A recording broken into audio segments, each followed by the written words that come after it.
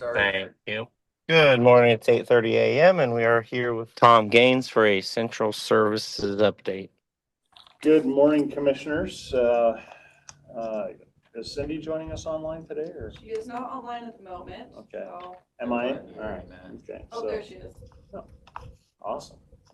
So I'll start with the fairgrounds. So fair for the maintenance staff at least went well.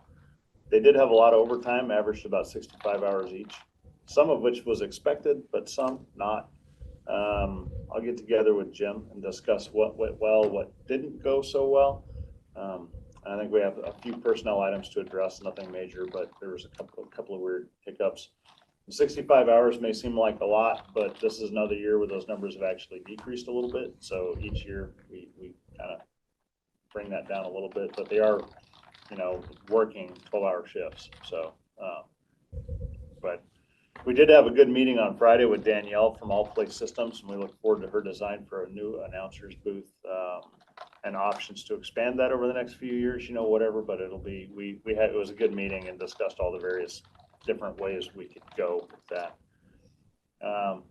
We're going to have to address some hot water issues. We'll likely have some small capital project.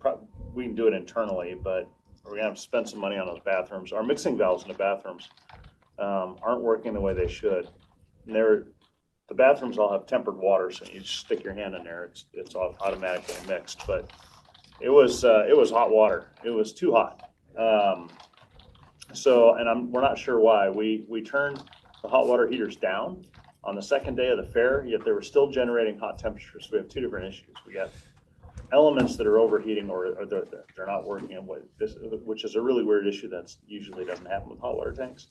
But regardless of that, the mixing valves aren't mixing the cold water in to get it down to the temperature that its set point is. So we had a couple of complaints about the water being too hot, and we checked it, and it was. Yeah. So, and we're also likely going to add some spigots in center field. There were a lot of hoses. I know Rob had talked about hoses and how long hoses were, and after investigating, he's right. It doesn't take almost anything to add spigots. We'll probably do this year, but there were a lot of hoses out there, and there are a lot of people running hoses a long way. So we're going to try and address that. The bees were nasty.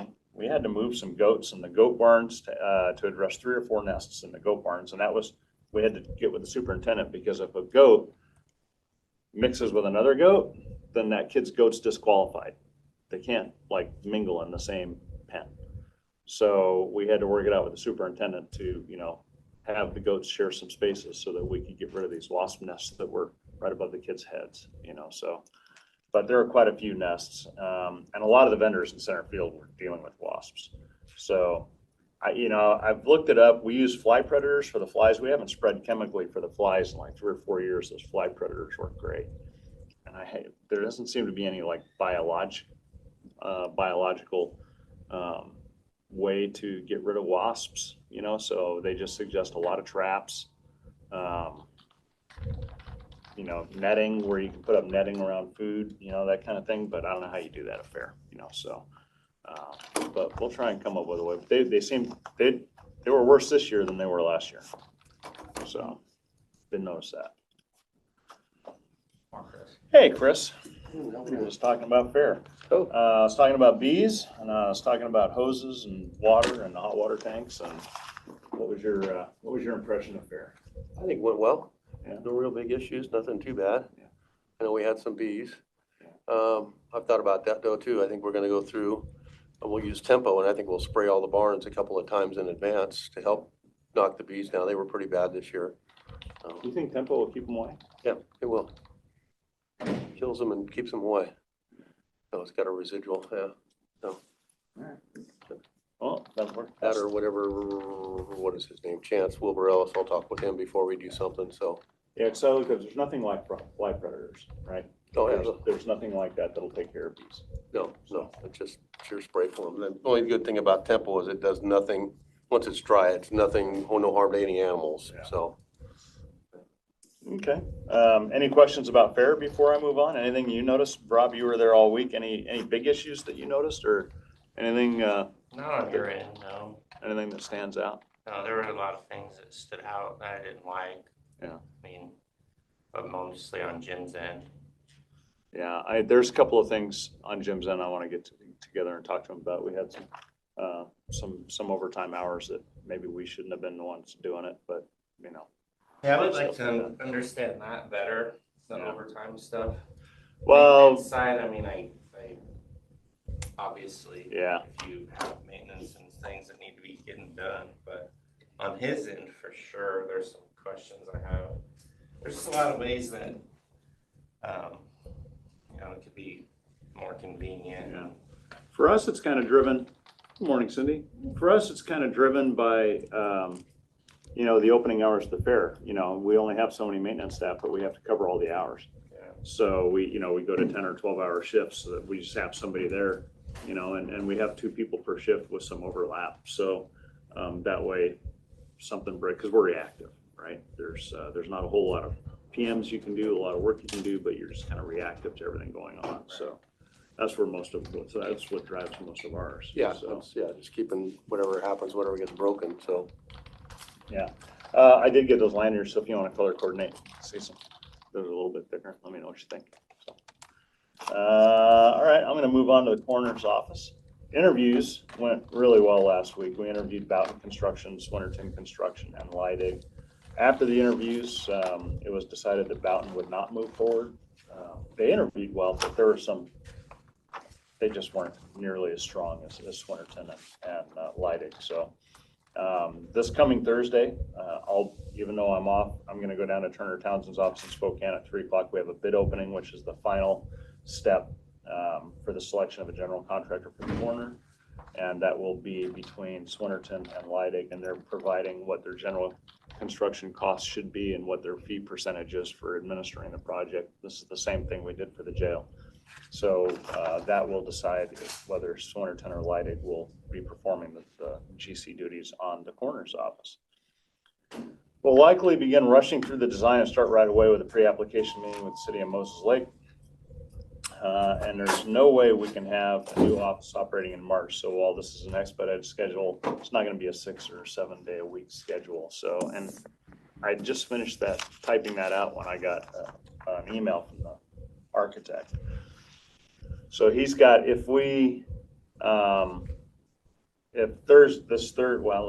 August 21st, we give, this Thursday, give the architect a notice to proceed. He's got 28 days to get through the schematics of design with the general contractor, and then our review of that and the approval of the schematic design. And that takes us all the way through September 29th. And that's a pretty quick schedule for that. Then they move into the design development.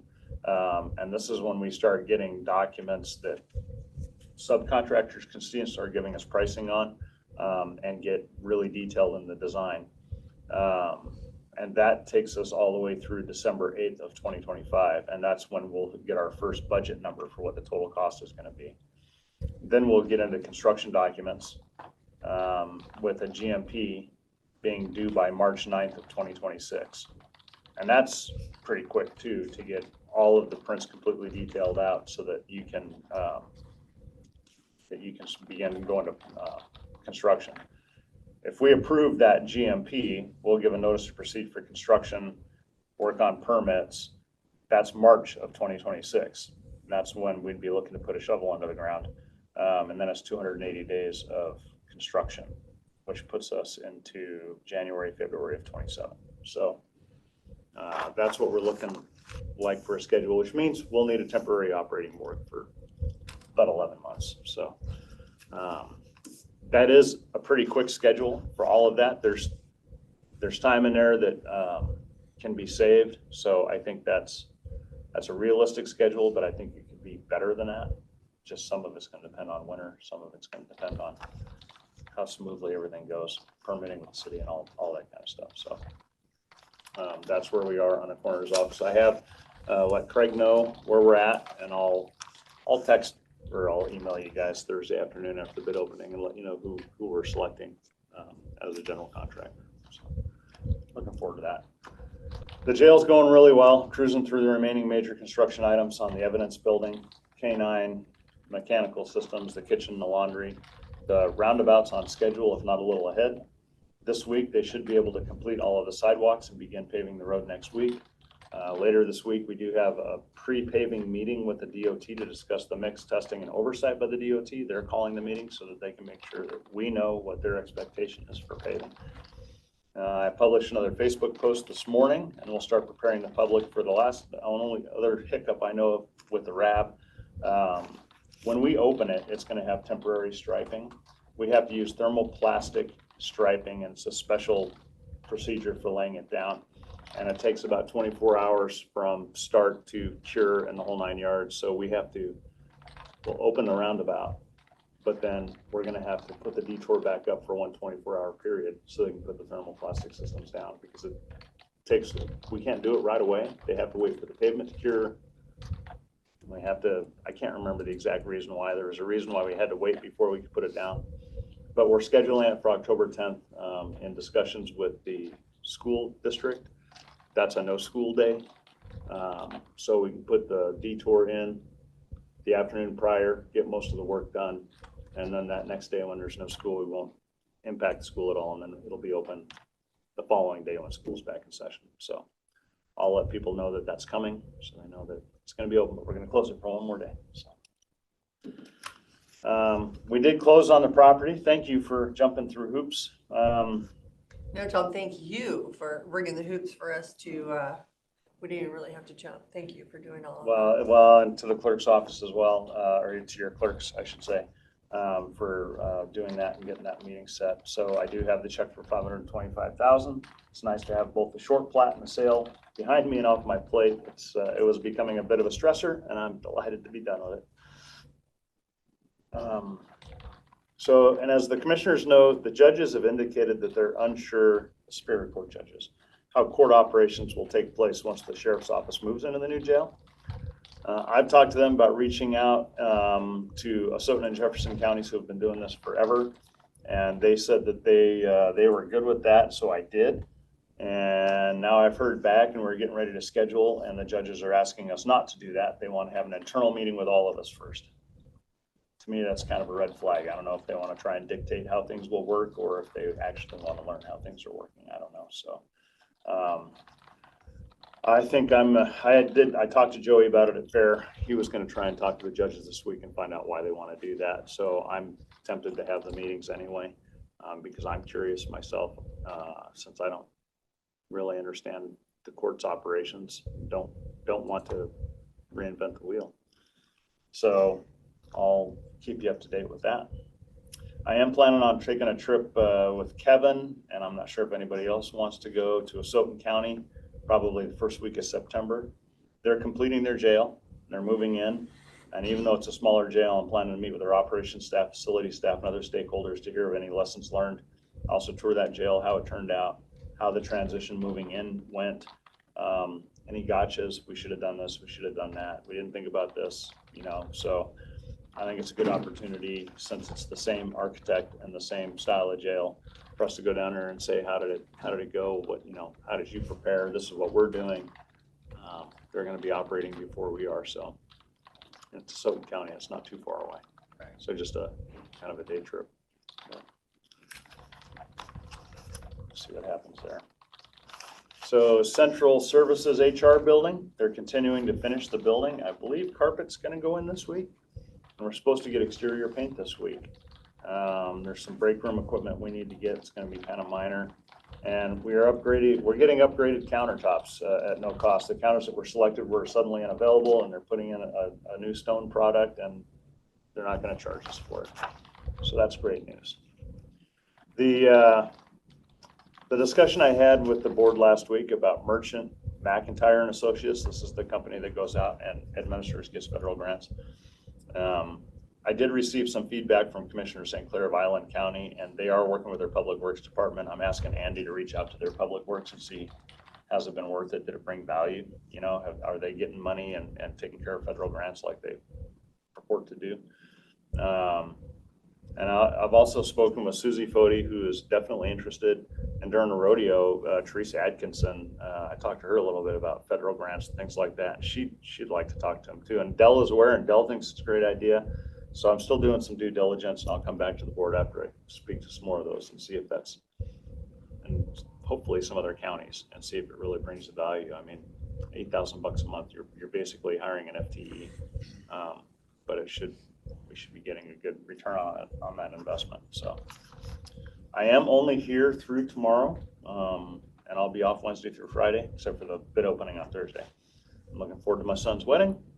So I'll be hit and miss. I'll have my cell phone, not on the wedding day, obviously, but if something comes up. Well, So you just take care of your family. Right? yeah. It's supposed to be 93 degrees and sunny, so it's going to be good. Good. Luckily, we have a shady venue, so won't be too bad. Yeah, but looking forward to it. Any questions for me? Anything to discuss? No, I think I got at the fair, most of that, my compliments were how well it was set up and how well it was laid out.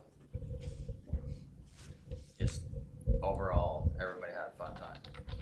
Yeah, ton of, the sheriff, there was a lot more social media about the fair this year than in years past. I know the sheriff was posting every day.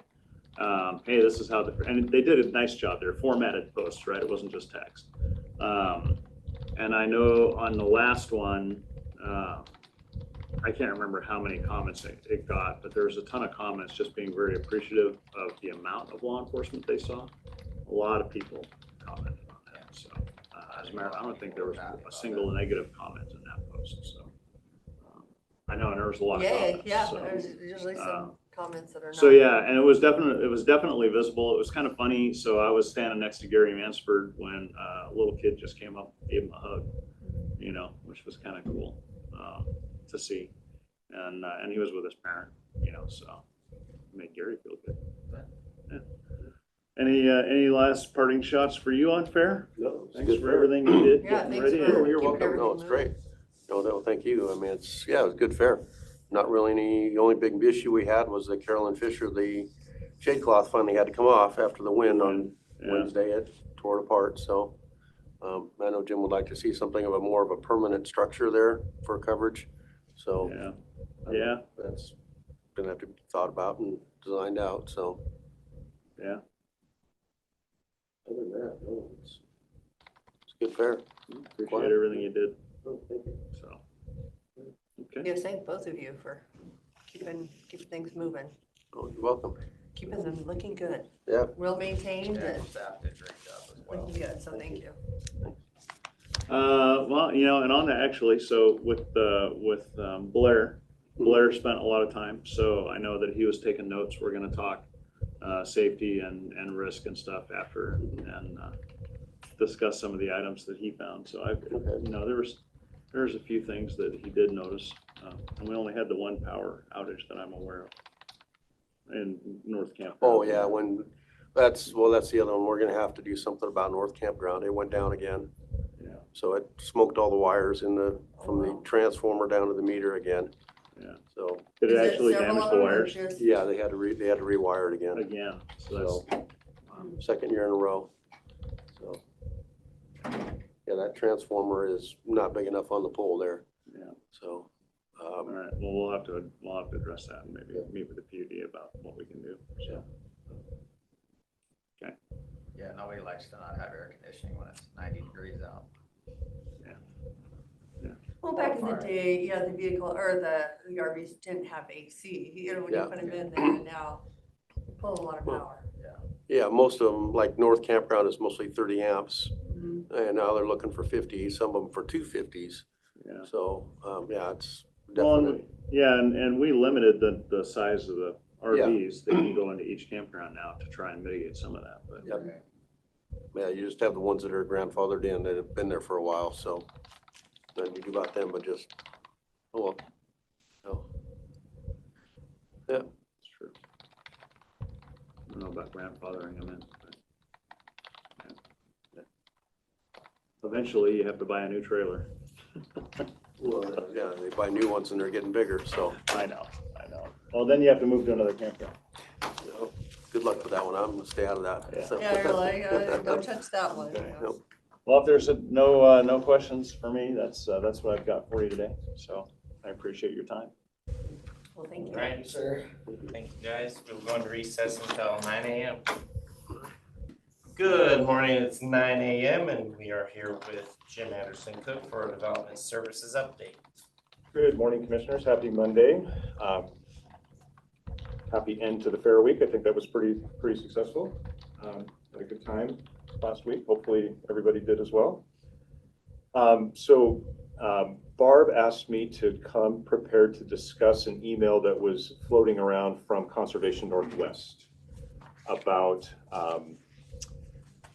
their proposal for a permit-ready solar development. They had asked Commissioner Burgess to attend an upcoming meeting that they were hoping to host here in Ephrata, and I've offered our conference room up at Development Services. So let me just explain what it is that they're looking to do. So Conservation Northwest has an idea that they would like to point a solar developer. They don't have one in mind, but they would like to point a solar developer to an area in the county that would have less impact on shrub step, because what they're finding is that, or what they've learned is that these developers are kind of going away from WSU's least conflict solar siting study and are targeting areas that are near transmission, that have willing land owners, but unfortunately are in areas that have prime shrub step. Our development code doesn't allow for solar to be sited in agricultural lands, of course, especially irrigated agricultural lands. And Jay Keene and Conservation Northwest have a different take on that, in that they would like to see solar sited in agricultural lands that are previously disturbed but have lower bushel count production, which is a conflict of the Growth Management Act. So our code does allow for solar to be sited in rangeland and dry land, but there's parcel conversion limits that make it relatively difficult to do. But there is some work being done at the state level, and some guidance, hopefully, that Commerce is going to put out in and around what they call agrivoltaics. So, and what agrivoltaics is, or what that would look like for Grant County, would mean the dual use of these lands. So if you're siting solar in agricultural lands that were designated as grazing, then you would dual use it by introducing grasses that could be grazed with sheep. And it actually is an emerging industry, and people are actively doing it. There's a facility in Moxie where there's sheep grazing that does occur. It's generally in the springtime, of course. They don't obviously graze it in the fall, but there is a company that has about 5,000 head of sheep that rotate through all of these solar facilities as a way to manage the vegetation. So in any event, that's what Jay wants to talk about. He's been partnered with, or is partnering with FSEC, with the chair of FSEC, and trying to get some momentum on having these permit ready, so to speak, developments. There's not, in Grant County, the areas that are available have already been taken. The developers have already engaged in, with the landowners. They've identified the parcel areas. Again, they're next to transmission lines. So it's a little bit of a heavy lift for them, but there still is some parcels that might be in the center of the county that could be available to him. So in any event, he'd like to come to town and talk about it. So that's what that's about.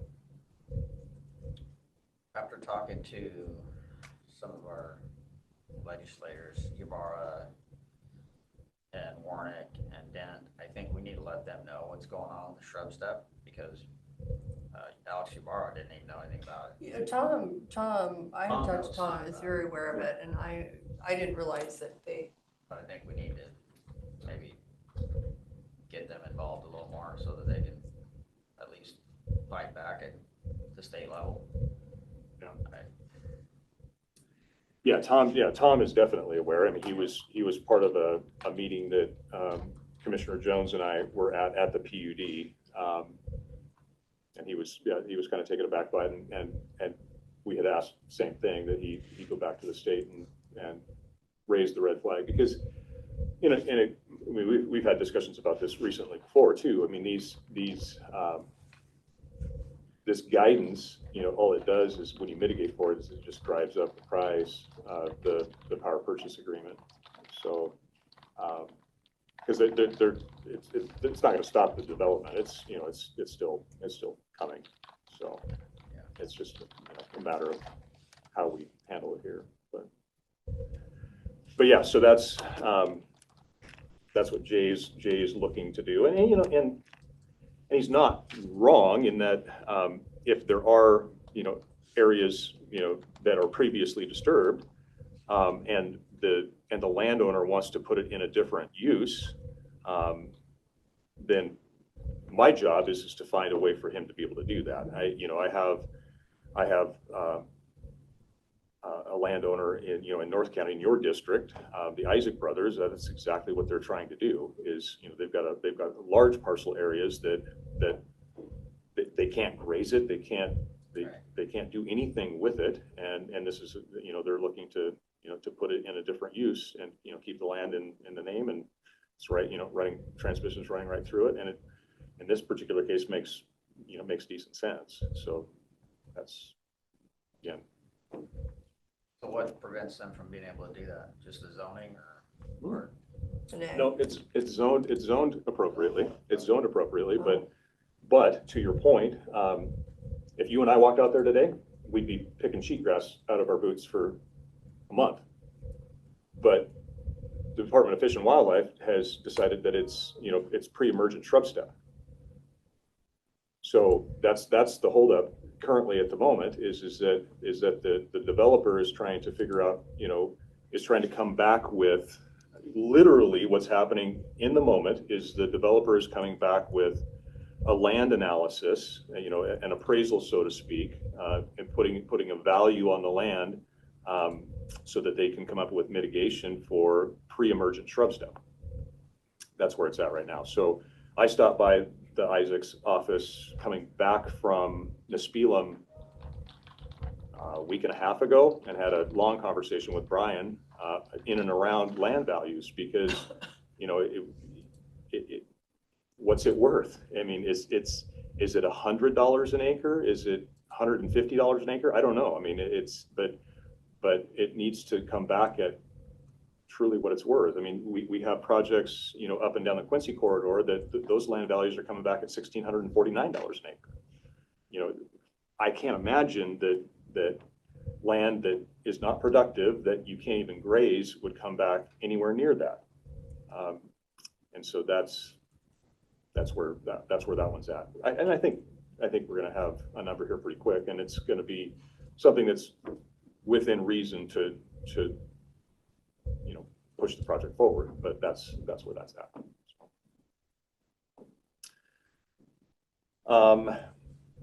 The second thing that I want that it's not really an update as much as it's a question. So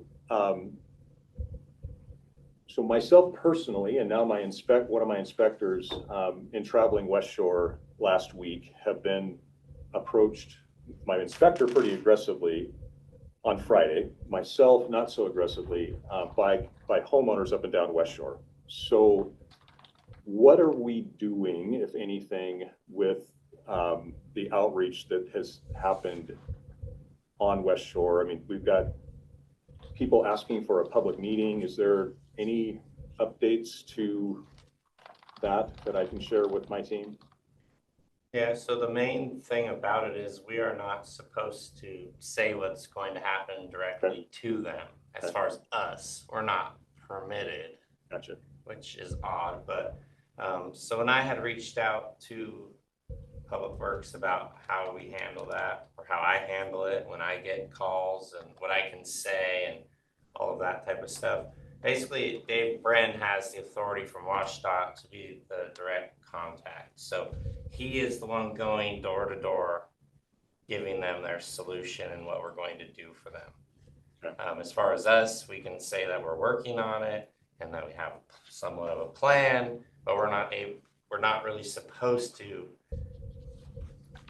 tell them exactly the plan, even though the plan is to, help fix the issues that were created and asphalt driveways match what they had before.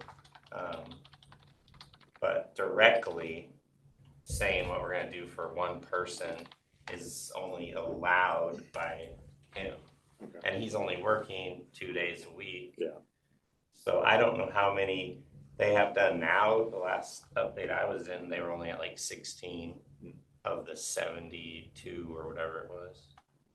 Did they have It's it? increased a little bit, but I didn't know anything about a public meeting that was supposed to be happening, so I don't know if I Public think Works is they're putting. requesting. Yeah, they're- Okay. We're requesting it.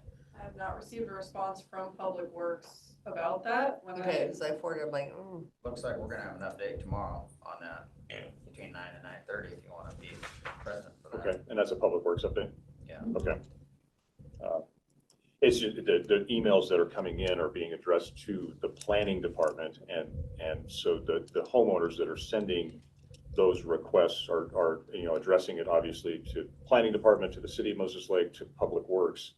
And so when we are doing routine inspections up and down West Shore, and I did a site visit as well last week, show up in a county truck, they can't discern one from the next, right? Right. So, and then when you identify yourself as the planning department, they're like, oh, perfect, well, you guys are the ones that, did this to us. So I just wanted to be able to inform my team, what the response should be. And, but yeah, I will come to the update and be able to better address it. So, and then the last thing that I wanted to bring up or address is last week we conducted, the Friday before last, we conducted interviews for the planning manager position. And I would like to update the board on the results of that, of those interviews. We had 3 candidates. We had 8 candidates that we pared down to 3 that we invited for interviews. One of them backed out at the last minute, so we ended up interviewing 2 candidates on Friday. And so if I can, I would like to go into an executive session and discuss the results of those interviews and be able to, I'd like to offer this week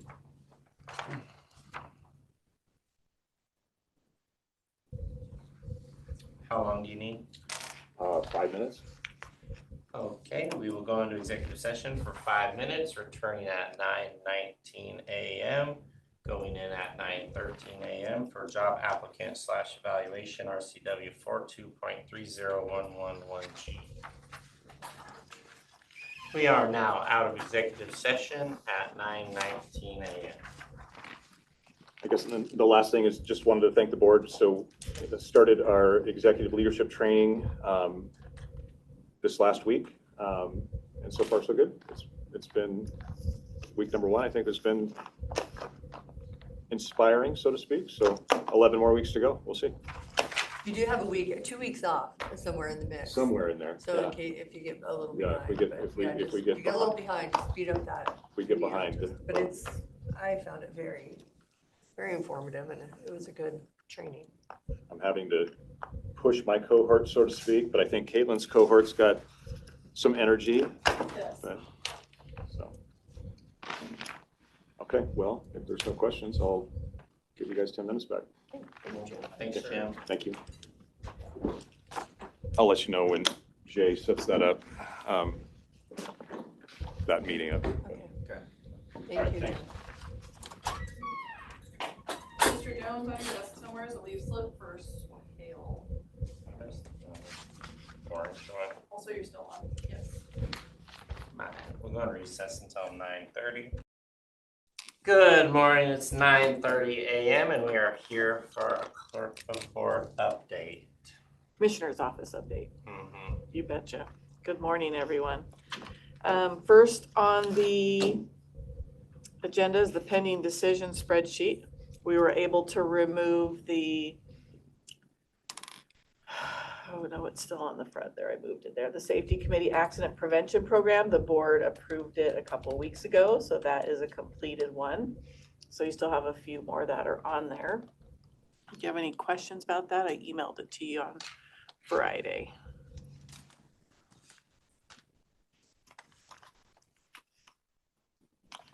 Okay. I'm Next, gonna take that as a no. That's no. review of upcoming public hearings. Do you have any questions about the hearings tomorrow? Which ones do we have, Ms. Caitlin?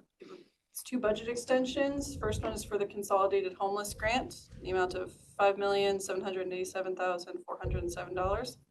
And then a budget extension for the state of Washington tourism grant for $18,000.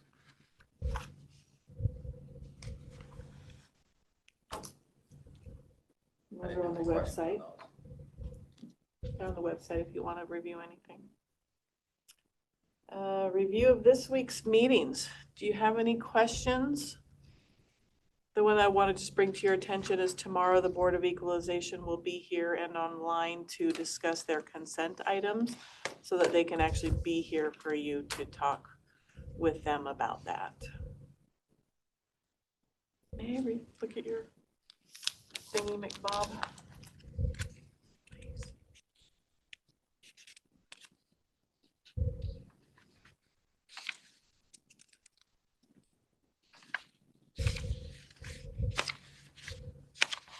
Oh, and the bargaining unit. Stays that one. It's, no, here. There's bargaining unit discussion at 3:30 on Tuesday, on tomorrow. Anticipated executive session after your last hearing.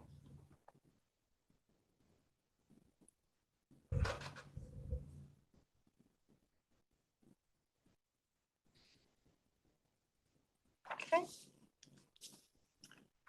Next year, calendar invites. The Wanapum Heritage Center Archaeology Day. I know Cindy, you'd said you wouldn't be able to make it. I would bring you back this week to see if either What date? Kevin or Rob. It is October 2nd, which I believe is a Thursday. Probably not, but maybe.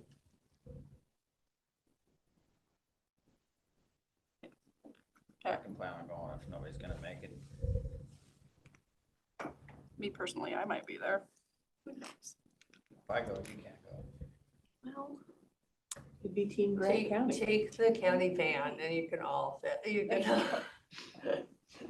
Since this, you know, what vehicle we have left. Be great tourism,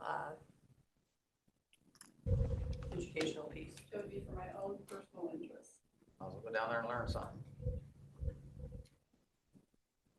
Very sweet building. I think that would probably fall under tourism. Aren't you over you're over the tourism? 100%. Grant County, it's one of the bigger events that we have host.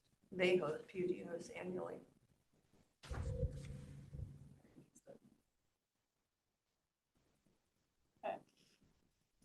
Okay, if you want that added to your calendar, let us know. Yes, please. Boards and committees update, Ms. Caitlin? Homeless Housing Task Force, when it comes to the recording fee, document recording fee distribution, in the past couple years, I understand it's just been a percentage that was set by the commissioners and the task force did not vote on it just because the task force had not been having very consistent meetings.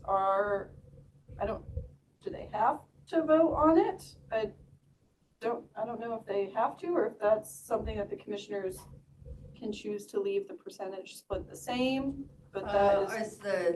Typically, that is one of the functions. If we get the money, we have to have a task force to end homelessness. And I don't know, there's an RCW. It's just about I think that's having one of the duties that we have to have, I can double check. I really want to say that the RCW had just talked about the housing plan. Okay, the one I'm in not sure homelessness, about I thought they had to make that recommendation. Look into it further. We were just wondering, Okay, because no. if that is It's been a something bit. that the commissioners are wanting the task force to make a recommendation on, then I'll start working with Rob and Carrie and Tony, who is the chair of the task force right now, to set up the meetings to make the recommendation before. How's it done Budget. currently? It's just a set percentage that it was when I came in here. Yeah, We the never commissioners. changed it. They didn't have, like she said, there weren't consistent enough meetings for a long time. And we left it the same based on not changing housing authority and New Hope and the cities, well, when the city got added, but their budgets. I think if they were allowed to choose, that it could stir it up a little bit, but I don't know.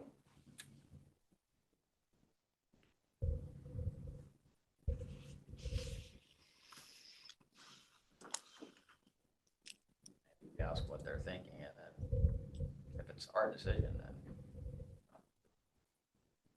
at least we know what direction they're wanting to go.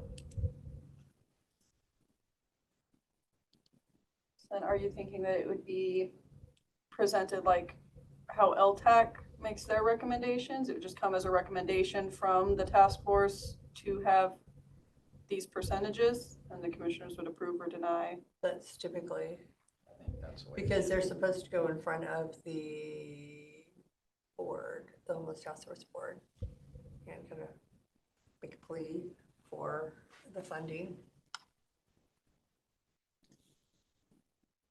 It's never happened that way since I've been here, so I don't know. Yeah. I'm good with it, but I don't wanna, hear any negative feedback once the funding sources go out of Grant County's budgets. So that would be my concern. Well, but I think, yeah, I mean, I if mean, you the have board has a outside- final. Yeah, but if you have, yes, but if you have presentations with a task force board recommendation, then normally we would go with the recommendation of a board. We wouldn't change it. So, But we should have made in our policy that the homeless funds stay in Grant County, because we did have one entity where it was leaving. yeah, they Grant would County. stay They would in have to Grant stay. County. They may not stay in Grant County. As far as, they might not be at New Hope or, Uh-huh. Housing Authority. They might go to, if other agencies have the opportunity to request the funds, if they qualify, then they might start going to more places, which would lower the amount to those others, so. Yeah, no, I believe if that's the case, then it shouldn't be that way. It has to stay within Grant County. Our recording fees that we collect, it needs to stay within Grant County. I think he's meaning outside of Grant County offices, like New Hope. Like New Gets Hope may recording lose fees. funding doing presentations. That's basically what I was saying.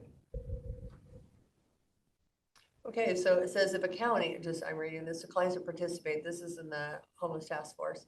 The department shall create and execute a local homeless housing plan for the county meeting the requirements of this chapter. So we don't really even have to, you have to have your 5-year plan, emergency shelter for short-term housing.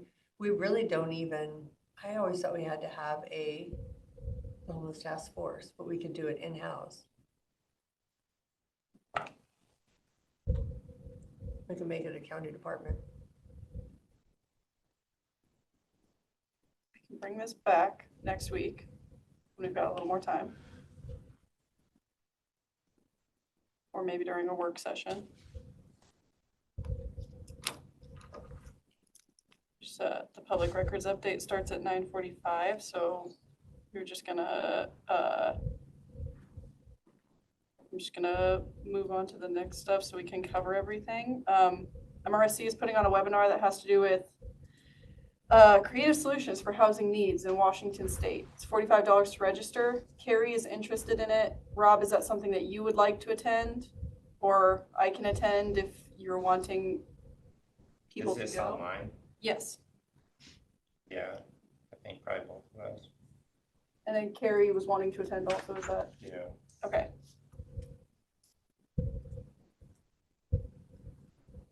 Barb, I'm gonna throw it to you. I'm just gonna skip Yep. real quick. Yeah, it's a long one. Grant County Museum tour. So the representative from the museum has come in. They are really wanting all three commissioners to come and attend a tour. I know you've been there multiple times, but they have new people on their board, and they would love to see all three of you attend and have a special 2-hour tour with them. I had originally scheduled it for September 10th, which was a Wednesday, but Cindy, you're now out that day. Would you prefer to do it on a Wednesday, or do you want to try to squeeze it in on a Monday and Tuesday, like I late would say Monday afternoon? afternoon would probably, but Rob, come in, what do you think? That doesn't work for me. I can do it Monday afternoon, I just, Monday or Tuesday afternoon? Okay. Because they would really like all three of you to commit to going. On the same kind of note, the City of Moses Lake joint meeting, I have tentatively scheduled it for October 15th or October 29th. That's when the City of Moses Lake will come here to discuss a few issues and make it an open public meeting. Do any of those dates work better than not? Right now, we have it from 10 to 12. Originally, the city clerk had said providing food for all of you, and I figured after our last discussion, you wanted it a quick 2 hours, get in and get out, so you're not wanting to do a full lunch with the City of Moses Lake. Was that correct? I can do either day, it doesn't matter. The day works. Okay. I just think the meal created some, Because the public was there too, the last time we did that. and ended up feeding some of the public. Yeah. And then back to the homeless task force, I am 100% fine with the commissioners just making that decision on the division of those funds and not going through the task force. I just thought it was one of the duties, so still kind of looking through here, sorry.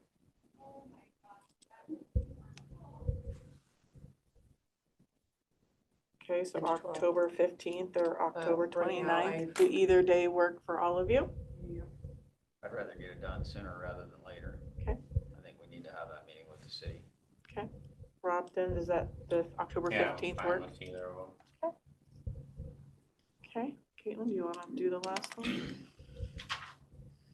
Special event permits, we were asked to bring this back for discussion, so I'm sure you guys remember a few months ago, Public Works had brought forward a proposed plan, and it was, the long term, it was denied by the commissioners for further discussion, and we've been asked to bring it back up with the commissioners for further discussion. We had a couple people last week that were asking about special event permits. There was somebody that had done a public records request trying to find out if an event had a permit. And the assessor's office had called us because they didn't know where to send these people, and we don't really know where to send these people because no decisions had been made. So just putting it out there that if the commissioners had any thoughts or wanted to speak to any other offices or departments or anything regarding special event permit processes, they would like to hear from you. I kind of go back and forth on it. It'd be nice to know what events are taking place. But it's just a big can of worms because we're not enforcing illegal event venues. So then why does an event permit matter? So if we just want to assign more work to you guys or to development services or whoever, then woo. But we're not, I mean, there's public event centers that don't meet code that operate every weekend. So I don't personally see the point unless we're going to implement a full thing, and then it's just going to have outrage. So I struggle on that one because it has to be fair. I mean, if you're gonna have a special event, like a rodeo, like the rodeos, the little rodeos out in the middle of nowhere, and you're gonna require them a permit, but then you're gonna have a wedding venue that has no permits, and they can operate in a building, but the rodeo can't operate outside without your permission. It just doesn't work. So I think it's a lot bigger topic, and I don't know at what point we're gonna implement. Well, how many of those are out there though? A lot. The majority. The only ones I know that are permitted, I know Hidden Meadows is permitted, and I think all the others are not. Okay. I mean, Mattawa's flea market's not really permitted. It doesn't meet any fire codes. Not being a fire code expert, but the way you can't cook with a propane fryer under a wood structure without a hood, I know that it just doesn't meet code. So, Do you feel like a meeting is needing to be scheduled? Do you want us to well, bring it back since later? I've been here every couple years, we Bring it back up. bring this up and beat it to death and don't do anything with it. Basically, the sheriff's office says, well, we're not gonna enforce that. That's not our job. We aren't gonna, the three of us aren't gonna go out and enforce it. So.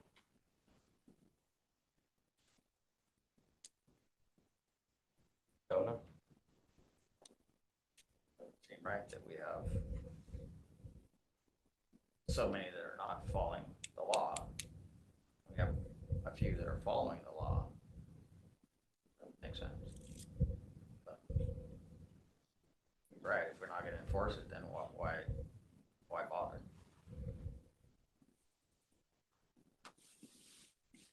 I think before you came, I did a code enforcement complaint, you know?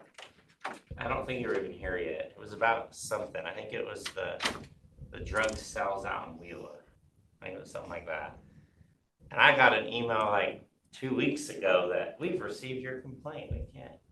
We're looking into it. I'm like, I don't even remember how long ago. It was so long ago, I forwarded it to Joey, asked if it was a mistake. Well, I just did one this morning, so we'll see. See how when long you it get takes your to get response that they response back. received it. Well, we can start directing offices and departments towards you guys, if they have any questions or anything, so that way they can hear it. Yeah, if they're wanting to implement something, they can reach out. Just they need to know they're gonna work with this, not just tell us. Yeah, it was just a fee, a $7,500 fee. We really didn't, it was like, well, thanks for letting us know, we're not gonna, I don't know, we didn't have a whole lot of support. Well, the question is where does that put us on a liability standpoint? Well, it would be more of a liability if we required a fee. And there are some, I think the health district is how it was triggered, went to go inspect, and it was very volatile. And really, Yeah, that one they needed to call the sheriff. that one that brought it all up, basically their security had AR-15s at that rodeo, 2 years ago? And that's what brought that's what brought it all up, was the health district went out for inspections, because somebody applied for a permit, so they went out, and then they weren't really allowed to be there, you know. And then the sheriffs went, and then they were allowed to be there, and then it just became a big, does the county even know these events are happening? So there's more to come. So we started the discussion, but then there was no way to monitor it, or we could require a fee, but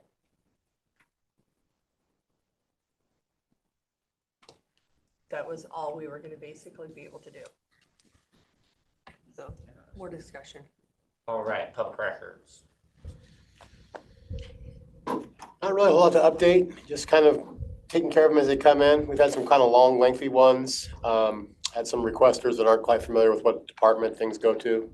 So just trying to communicate back with the requester. We've had to do quite a bit of communicating with requesters lately just because they're unaware, which isn't anything new to us. It just seems like there's been a lot lately that we've had to reach out, get some clarification, or reach out and figure out exactly what they're asking for. Yeah, when the requester can choose the department they want the request to go to, you're not always going to have the most accuracy that you're hoping for on that. So, but really not a whole lot to update. The WAPRO Fall Conference is coming up in October. That's their in-person conference. It's in Linwood this year. Last year they had it in Tacoma. This year they're having it in Linwood. Probably in September sometime they'll start getting stuff out. But from last year, I know that thing sells out quick. It sold out in a few days, so I'm going to make sure that when it comes out, jump right on it and get signed up for it. So that's really all I have. There's nothing major that's come up. We did have a situation with some clarification with the sheriff's office regarding ongoing investigation. Just helping educate ourselves, but also helping educate the gals in the sheriff's office that support us, helping them understand kind of how the ongoing investigation situation works with them in conjunction with the prosecuting attorney's office. So they're learning now, or starting to learn how to kind of check that and see if it does truly qualify for exemption under the ongoing investigation RCW, or whether or not it's the sheriff's investigation is closed, but the whether whether the prosecuting attorney's office is following through with charges. So there's just been a little bit of learning curve going on there. And so we're working with Rachel in the sheriff's office to try to help her kind of understand that.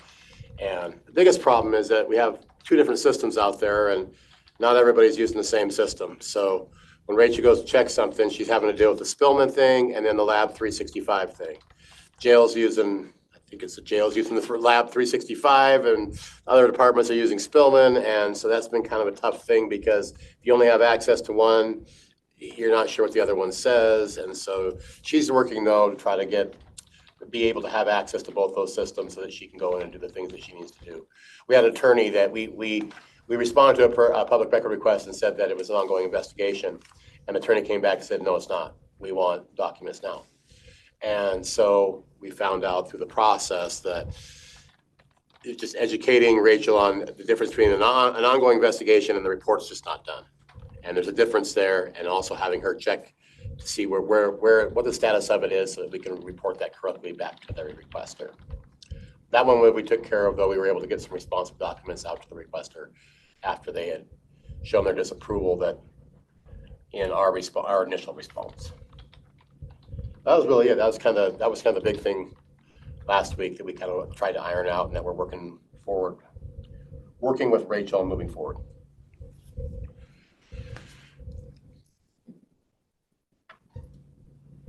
I don't have any exciting questions for us about public records. Well, what do you ask?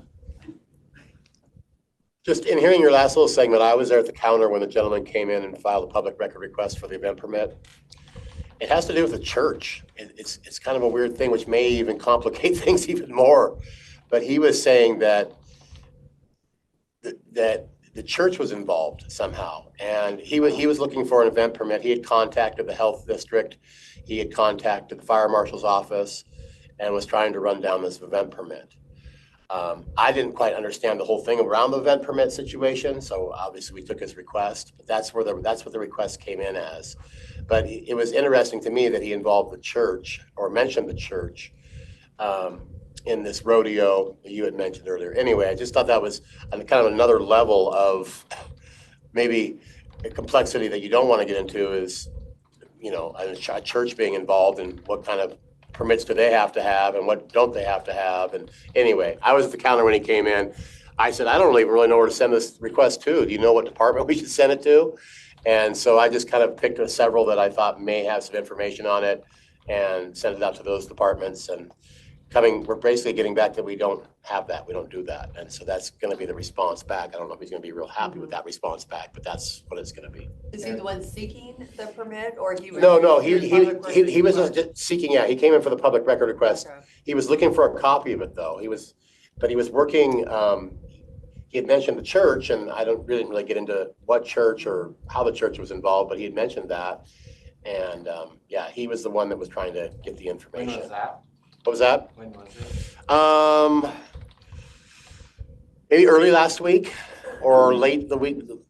I have to go back and look at it. And it was for an event coming up or an event in the past? No, it was an event in the past. There was a different person that had been, I think in the assessor's office, that was asking for a permit for an event coming up. And the assessor's office called me, and then like the next day or day after, something like that, somebody had come in for the public records request for an event that happened like years ago. From what he said, there was a rodeo and then they were planning on having another one.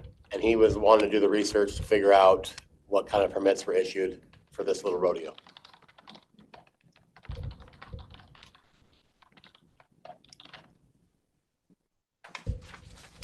And the only thing I could see that I would like to see would be those venues that are unapproved. It would be nice to have just a fire, life safety, just to go out, basically either do an inspection, tell them all the places that it's not safe, basically put them on notice that the county's not allowing it. And if they keep continuing and something did happen, you would at least have that document. I wouldn't mind seeing that. Because we've probably all been to venues that aren't allowed. Yeah, I agree with you though. I think in order to enforce something, you have to have an enforcing agency. Yeah. And that takes work and time and patience and all that, and coordination and all that kind of stuff. So I just didn't know though. That was the first request I'd ever had about event permit. And so I didn't have a lot of information to give the guy other than I'll pass it on to several departments to see what we can come up with, so. Yeah, we can issue the permit, but the execution of oversight and managing, it's just. Who's gonna enforce that? So that's. I mean, and where are these events at? And who's going out there to monitor it? Yeah, ask other counties what they're doing. We cannot be the only county. No, and Franklin. the one that was on consent from Public Works was one that Dave Bren had pulled from a different county. So it was the commissioner's office and I don't know how many counties he looked through when they made that plan, but he did pull that from a different county and just kind of reworked it to fit Grant County.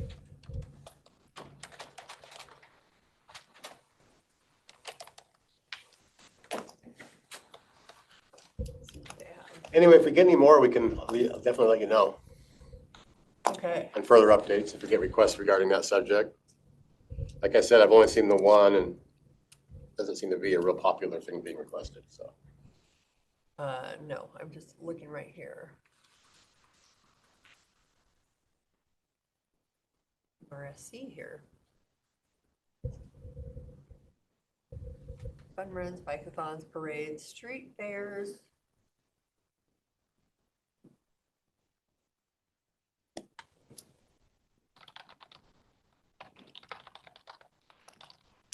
Okay. MRSC does have some. Most of them are in the city, though.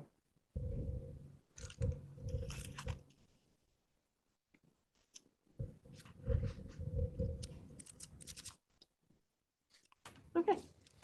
Thank you. All right, you're welcome.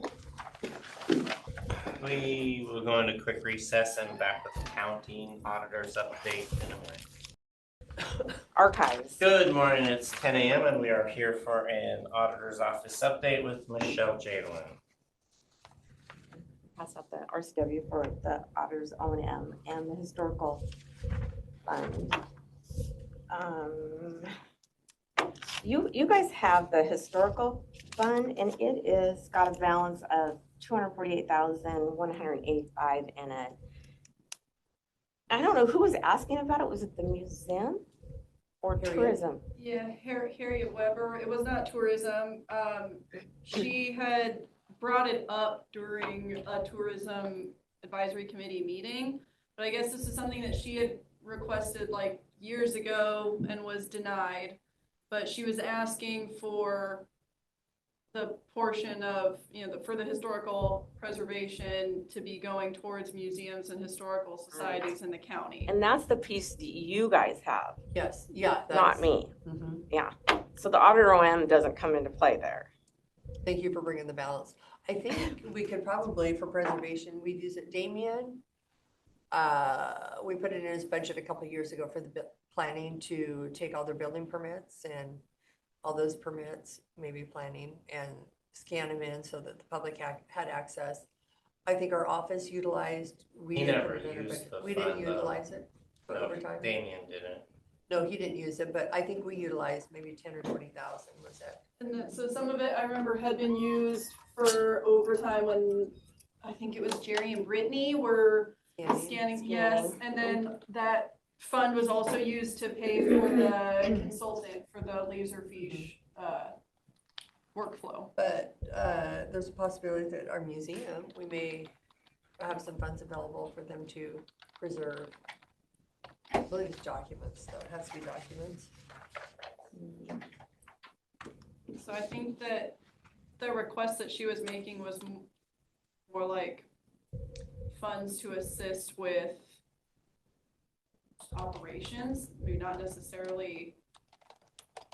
Yeah, I thought it was I know they've asked before, and then I have poured them on to you guys because it's your guys' fund. I thought it had to be documents, but it's been a while.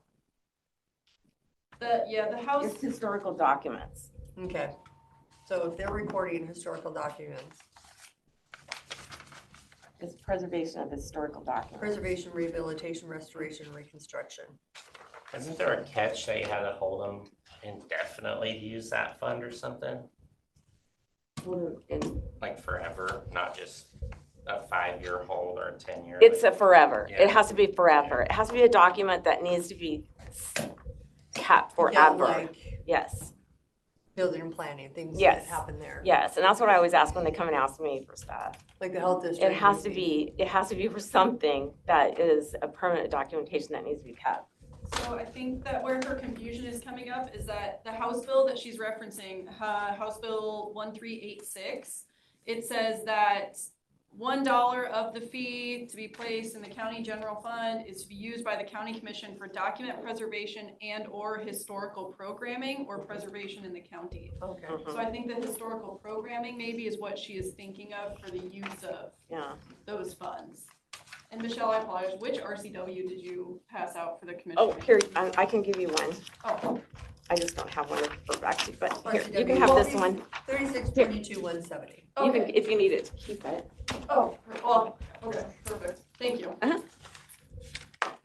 Yes, that was, so this was the RCW that she had quoted also in her Mhm. request. So I think that maybe that's where her Yeah. thinking was coming from, was because then there's examples of the uses of this fund. So like Clark County, the commissioners created the Historical Promotion Grants Program to promote historical preservation and historical programs and education. And then they used those funds they awarded more than $140,000 for 6 projects ranging from museum exhibits to collections acquisition to downtown historic preservation.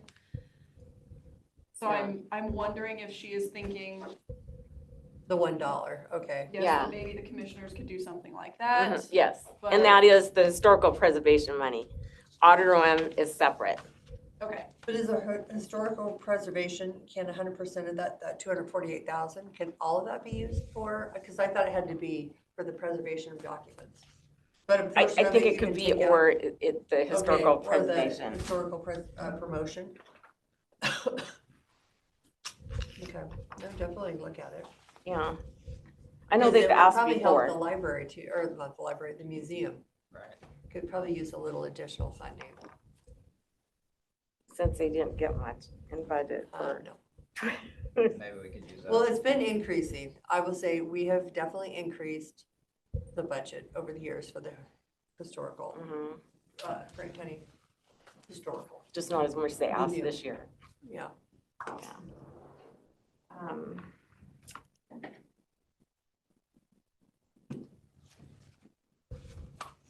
so, How's everything else going? Good. We're, Mandy's ramping up. She's got the schedule out there for training. Everything seems to be, clipping along for our next go live date, hopefully. that's about it. That's just what we're aiming for, getting ready, making sure everybody's trained. And give them the opportunity. It looks like she has a lot of slots open, that maybe not everybody has signed up that should sign up, but hopefully I hope they don't wait till the last minute and say, well, we didn't get trained. Well, schedule one out. You may need to resend that, just as a reminder. Mm-hmm, she probably should. It's October, right? Early, yeah, she's in training right now, so I'll have her maybe resend it, just as a heads up. It's kind of the last chance for me to get in. Well, Other and you than said that, you I don't really- interviewed, the interviews, how did the interviews, did you send? We haven't, we're waiting to hear this morning. We offered, one of the people that we interviewed Okay. the position, so I think they were doing a background check and, reference checks, and they're Okay. supposed to all be in today, so hopefully we'll know. So that we, aren't totally drowning, not that we still won't be, but, Mhm.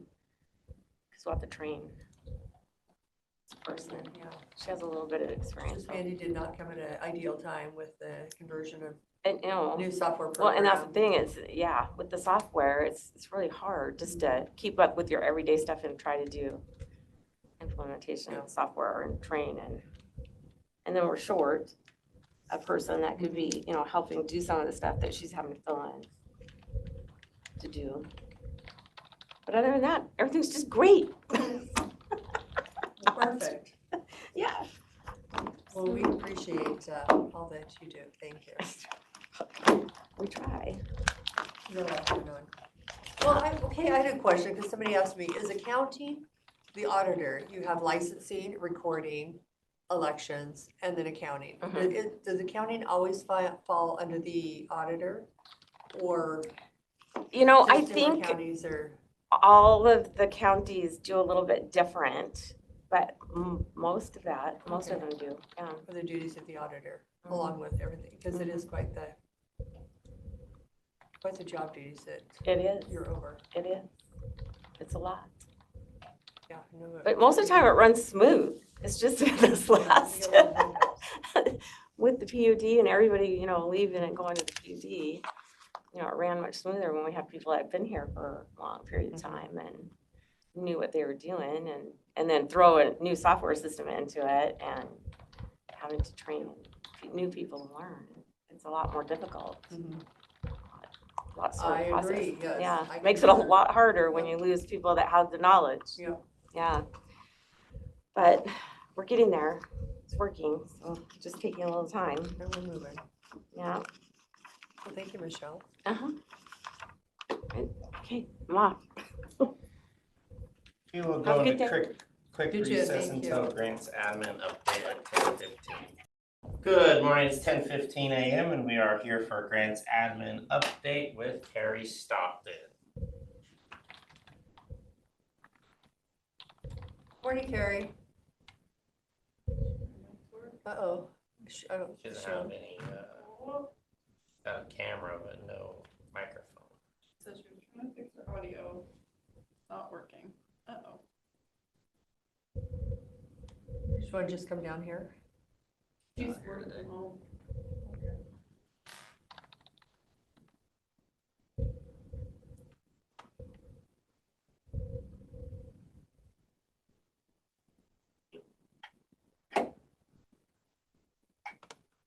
Oh, she also cannot hear you guys. It's not us. It's her, she has no microphone.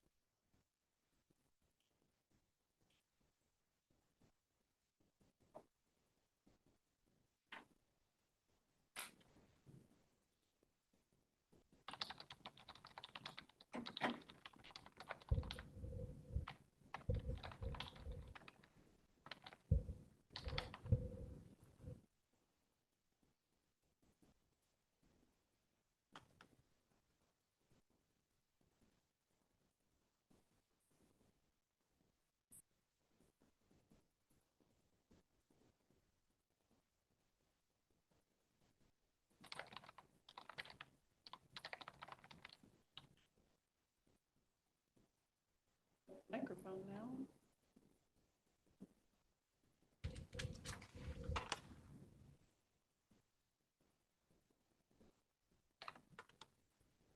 Looks unmuted.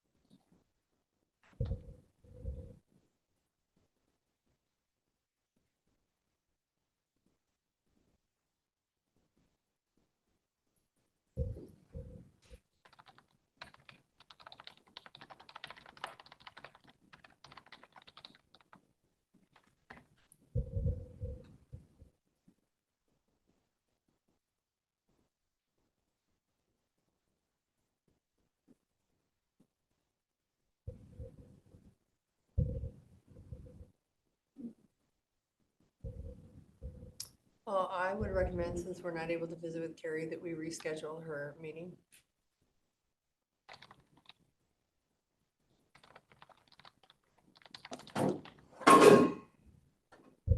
Microphone's gone. Yeah, it's gone. It's gone away, popped up and gone away, so. Okay, well, it is 10:20 and we will go into recess until we are back at 10:30 for a Renew update.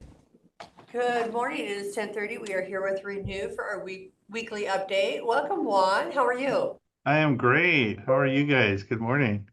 Living the dream. Yes. Yeah, so quick update.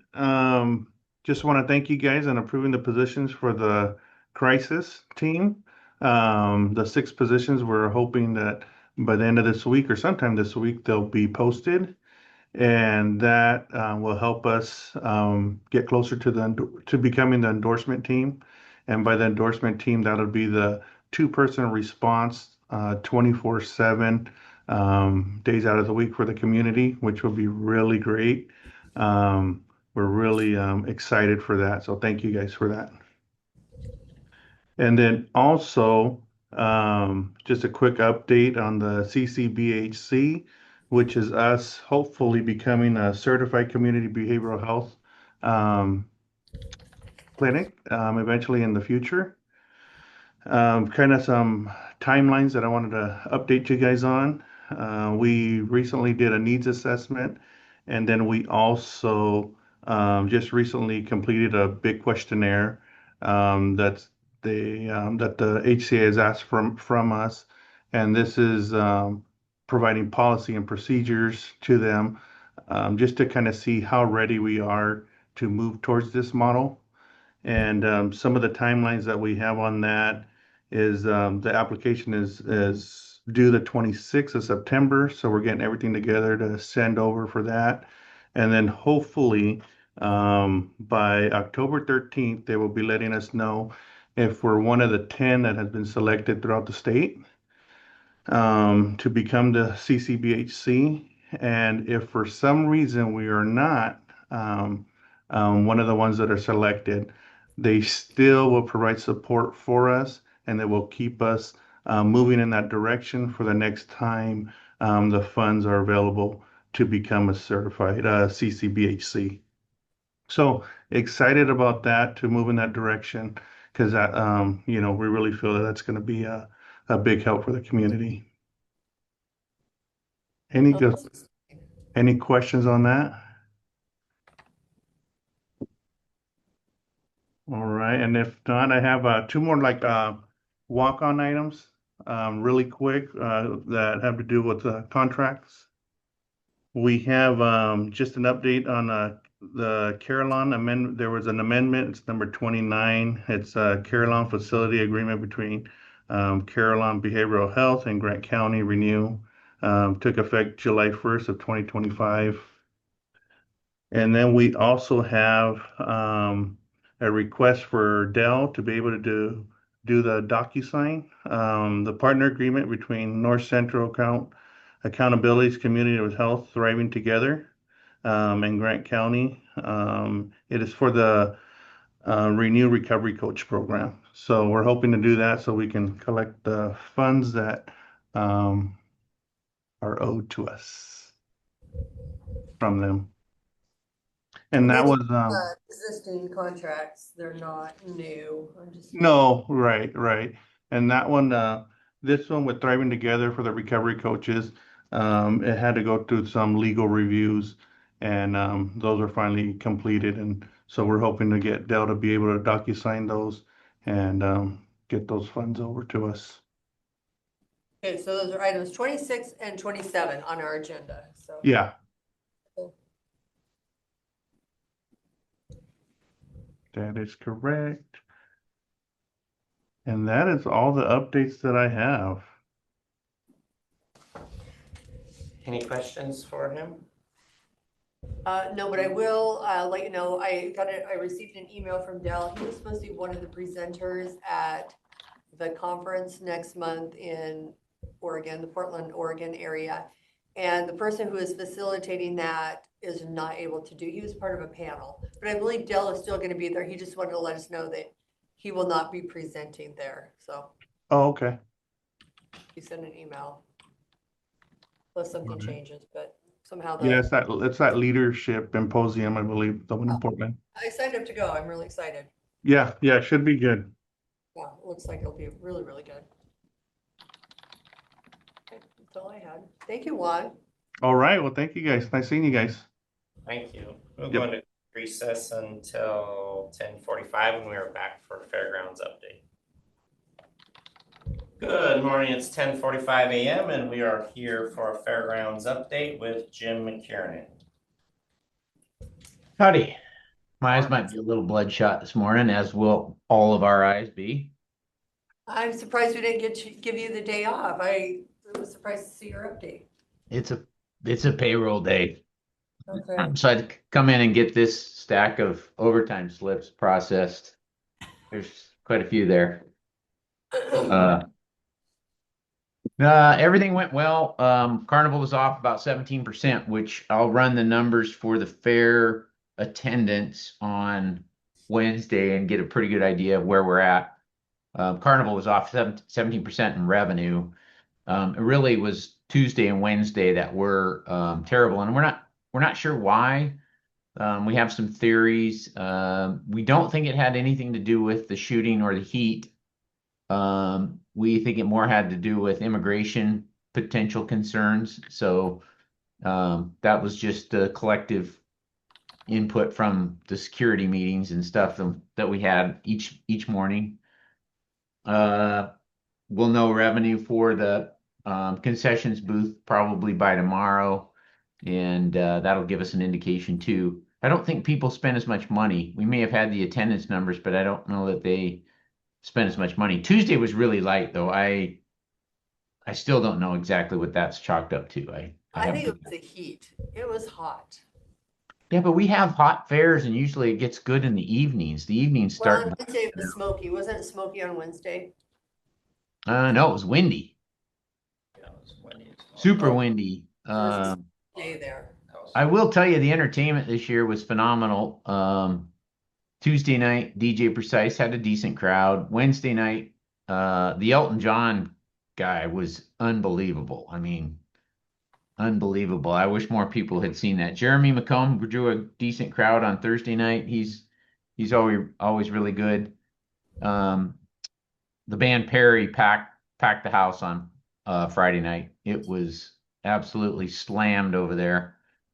And Saturday we had to make one change of a band.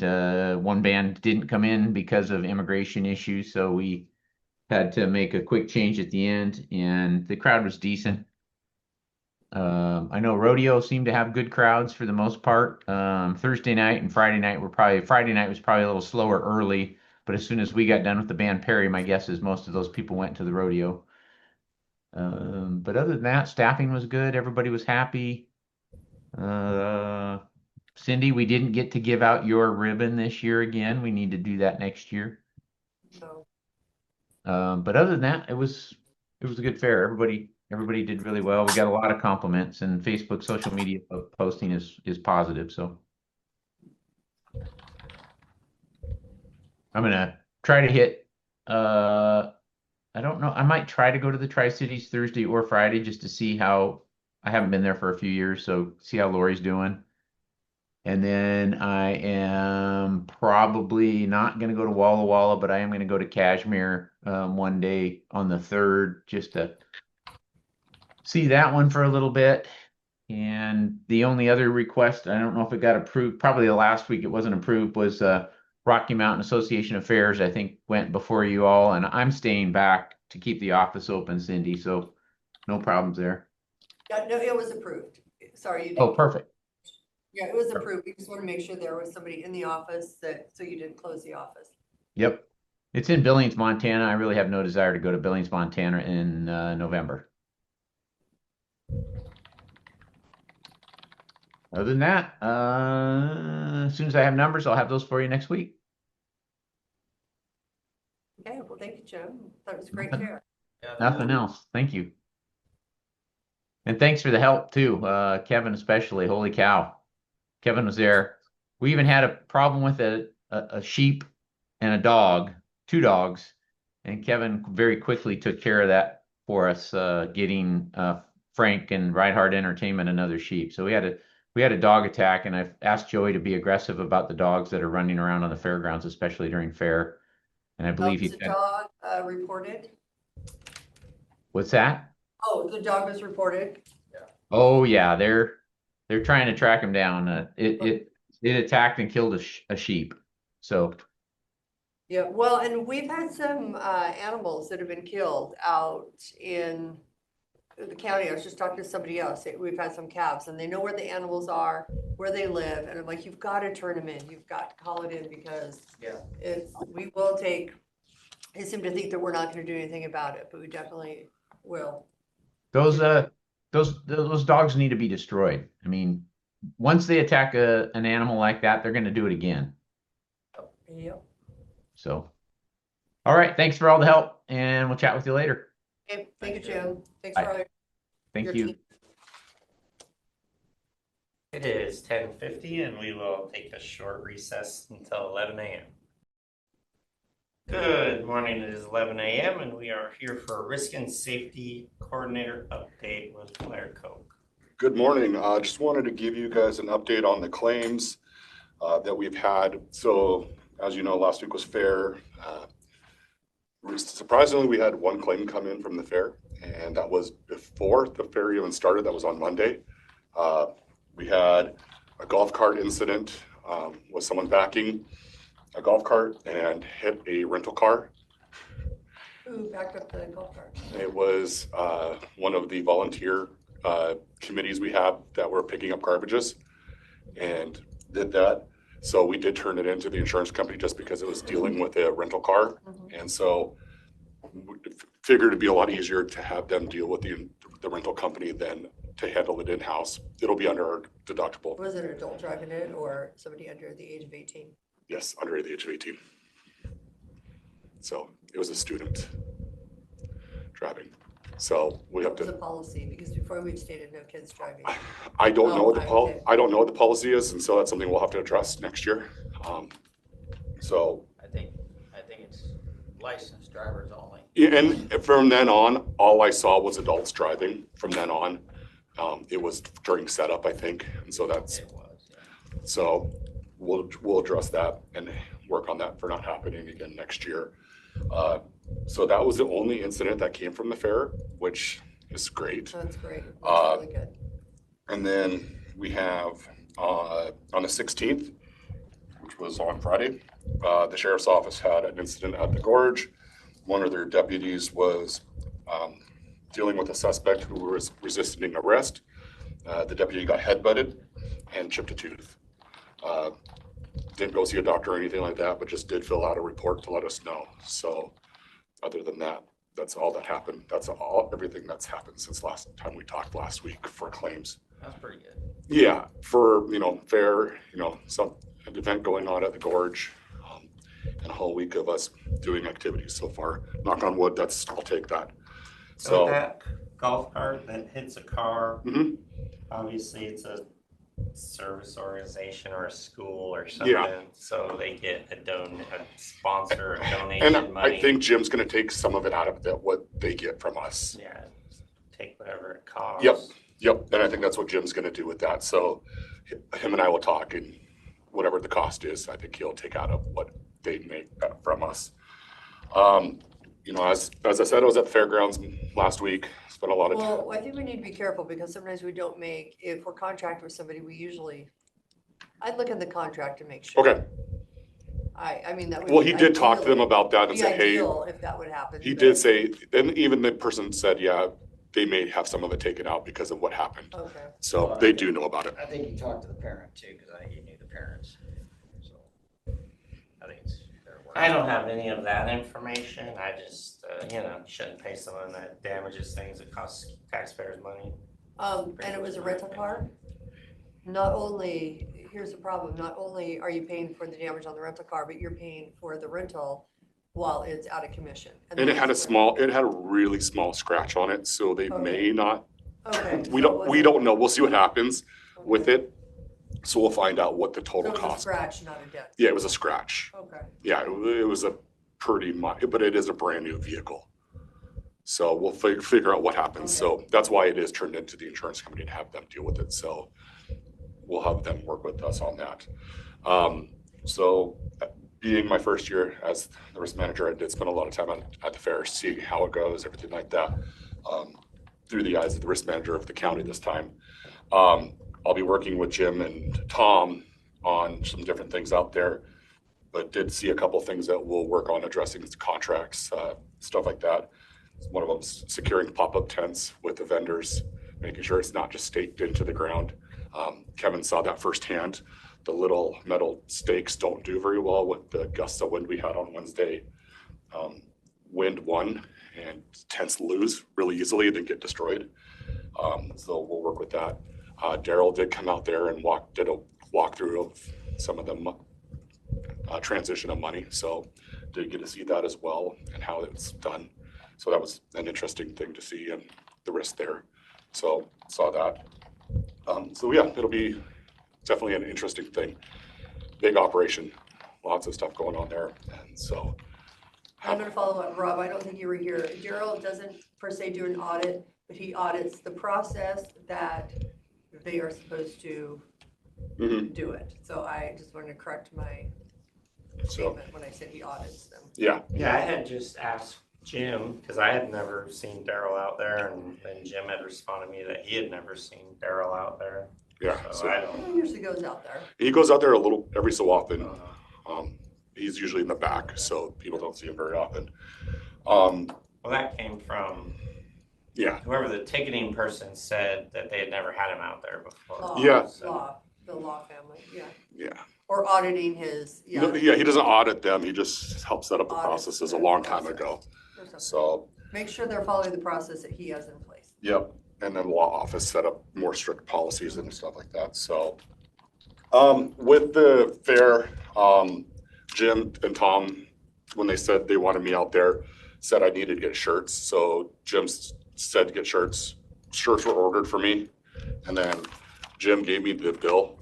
Who do I give it to? Since I don't have a, Jim, since he authorized it. well, he gave it back to me. So I don't know what to do with that. What shirts are they? They're the Grant County Fair, and we put risk manager on it. They were the shirts I was wearing all of that week. This is fair. Well, probably more to come. So, Yeah, if it was the fair, it would be him. It would be, he's the one that authorized it, so I think it's his budget. okay. Okay. All right. So, all right. And then just let you guys know, I will be out of the office on Thursday. I will be at the WCRG training all day. That will be in Ellensburg. So they're offering that free training event. So I will be there all day on Thursday. And I guess I'm gonna tell you, because we don't have an allowance for, we're not able to buy Mm-hmm. clothing. Sure. So I'm not trying to be difficult on that one. but- Sure. We don't even get to buy our own. I'm not trying to be difficult, but I bought my own shirts and Kevin bought his own shirts. So. Yeah. It's kind of opening the door. Yeah. I would love to open the door, Well, let's open the door on it then. but it says fair on it, so it's fair. Okay. Our commissioner shirts that were fair were from the fair. Yeah, I don't know if we paid for them. I don't. No, if we you paid didn't. for 'em. But mine was like a XXX, looks like a dress. Sure. Okay. You're like, great, thank you. Yeah. No, he said, okay, I'll take it. And then I got it back today. So, Just send them over. It's like, we don't have money in our budget to pay for. and I don't have a budget. So, Yeah. and that's all I have today. Anything you guys have for You'll me? be working with Jim and Tom. Tom then? Yep. On addressing some of the things that were found. Yep. Sounds good. Well, thanks for going out there. Mm-hmm. All right, we'll go into a recess until 11:15. Good morning, it is 11:15 a.m. and we are here for Treasurer's Office update with Daryl Pheasant. All right, so first thing on the top things to talk about is, last week I had Carrie and Blair go to the place at the Fair Treasurer's Office, which is in a good location since they didn't know where it was at. And that's what the whole point is for most people to have no clue where exactly that's at. We talked about, I talked to Blair about all the different exposure points that we have in the process. And so we got a good idea of how things happen. And then Phil explained all the things they do with the people coming in and out that are from the gates to counting cash and everything, so that they understood exactly what the process is.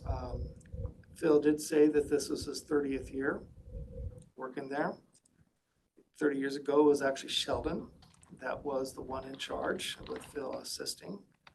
And then Phil took over probably 10 years later, full in charge. And Sheldon would help out a little. But the process of what they're doing is very, very acceptable for the exposures that we have in the process. And so it looked good. I saw that our Saturday numbers are way higher than Friday. I don't know how overall we did compared to last year. But hopefully the vendors got some money. A lot of them were complaining that they were down this year, but that was, Thursday, Friday, Saturday, I know was a lot busier.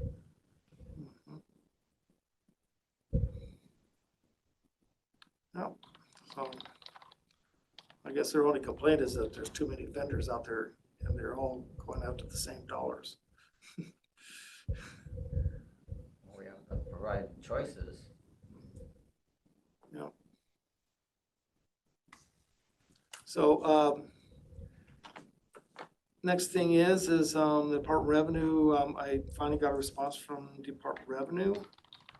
That looks like it got an answer that I asked. I forwarded to the other treasurers with tips to see if they're interpreting it the same way as I do. And so if they are, then I gotta go to Clark County and ask them. The software looks like it's doing something with state assessed utilities. And DOR's answer looks like it wasn't supposed to be part of the increment. So first I'm trying to get, did I read this right?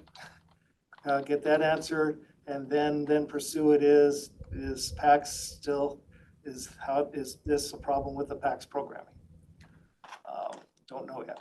So finally got that. I'm also told about the audit that's happening on the assessor's office, and I was, the way she was responding, she made it sound like she was assuming that I got the information I needed, which would not explain all the communications afterwards, asking from us, asking for it. So I don't know.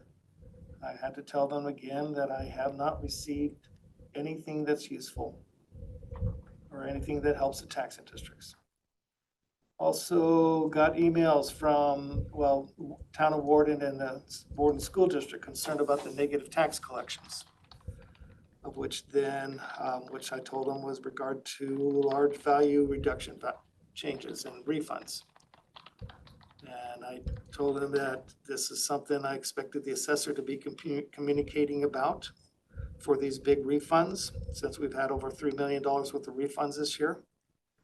And that you'd need to talk to the assessor to get further explanation and see if this is going to continue on or if this is a one-time thing. But yes, I'm getting taxing districts complaining about the lack of communication on these. And so I've been trying to get hold of City Quincy because they had the biggest impact this year, to make sure they noticed and to talk to Melissa about what kind of impacts in the future. Now, what's crazy again is it's in the news all the time, the high demand and need for data centers. And yet their values are less. They're hot potatoes. How are we losing?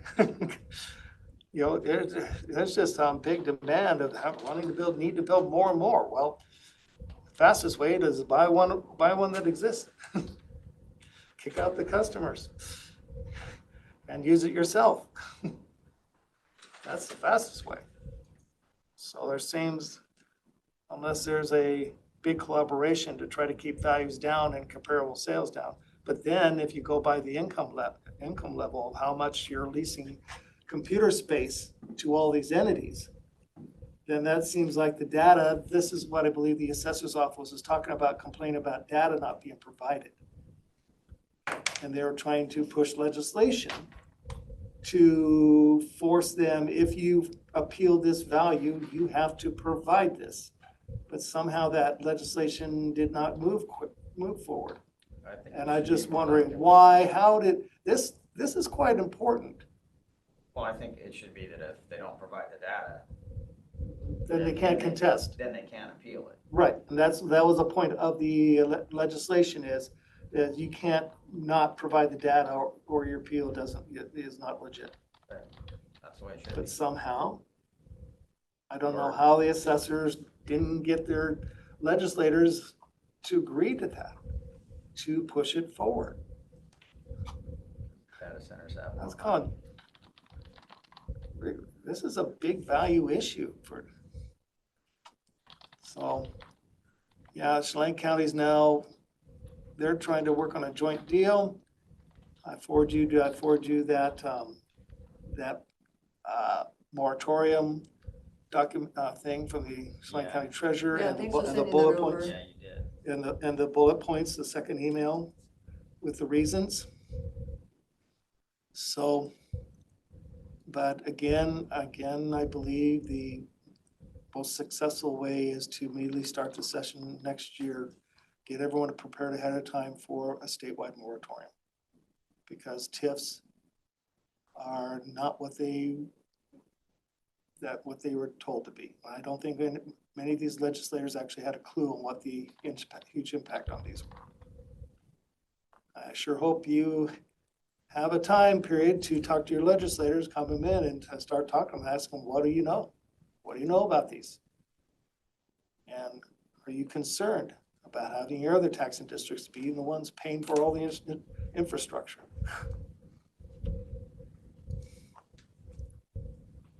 So we're having a lot of investments being called. So Gary and I are talking about maybe having to go a little bit longer to get a yield that's worth it.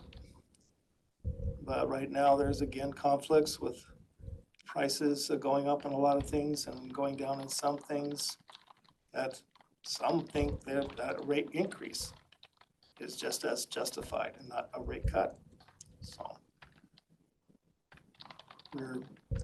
we're getting close to our mobile home distraint sale in the just like the 8th or 9th of September. We're down to 16 mobile homes right now. My person went out and found that some mobile homes are not there, that are still on the rolls for the assessor's office. We even found a mobile home in a park where another mobile home is on it. And yet we have the assessor assessing 2 different mobile homes on one space.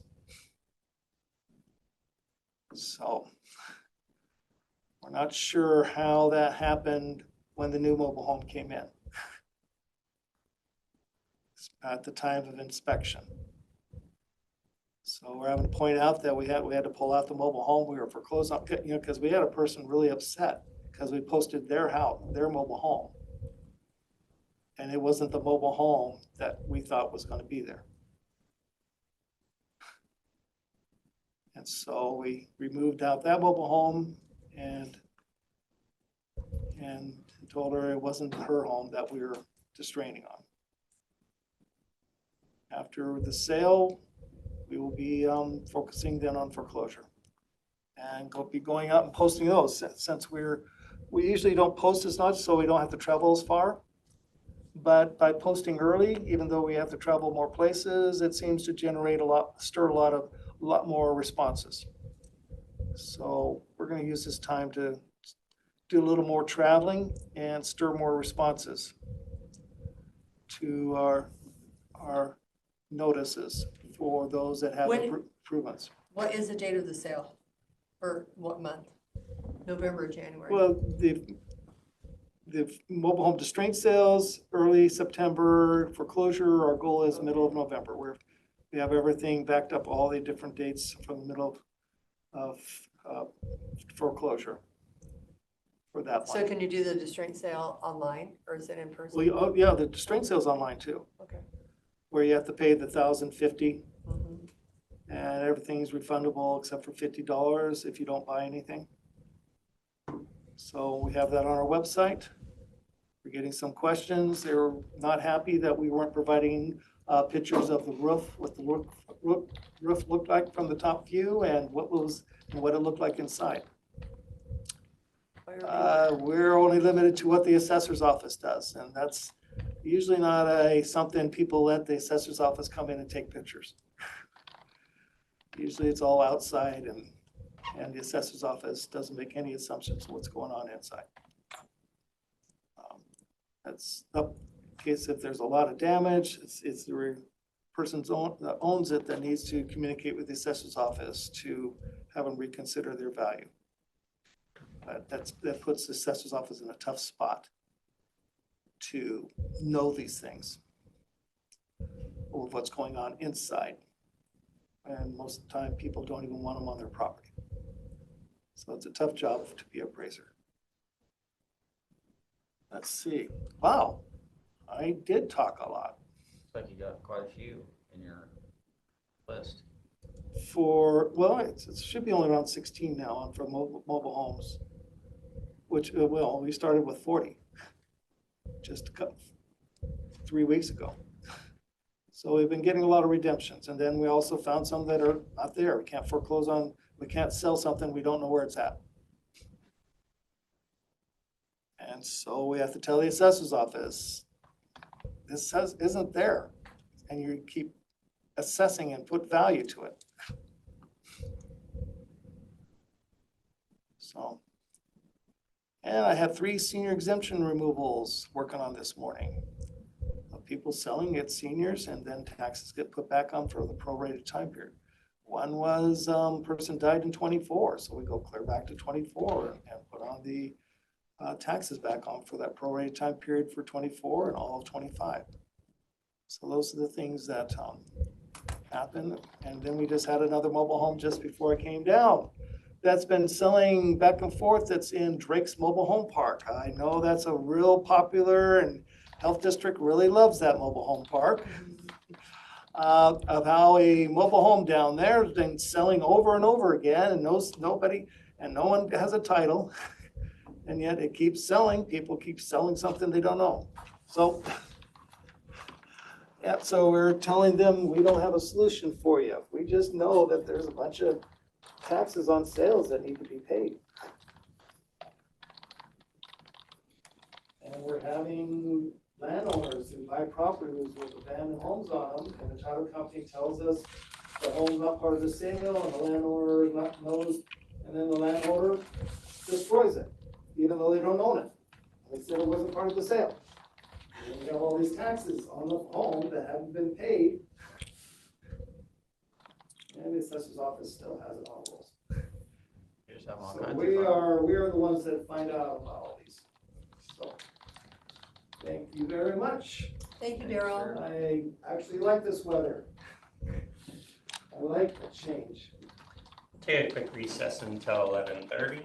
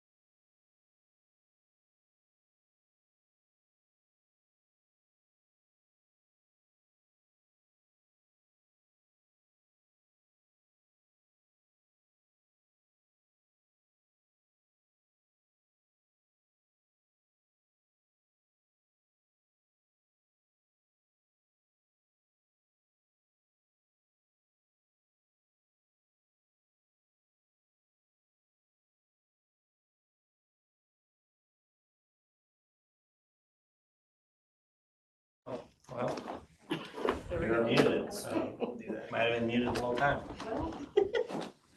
Nobody let us know, but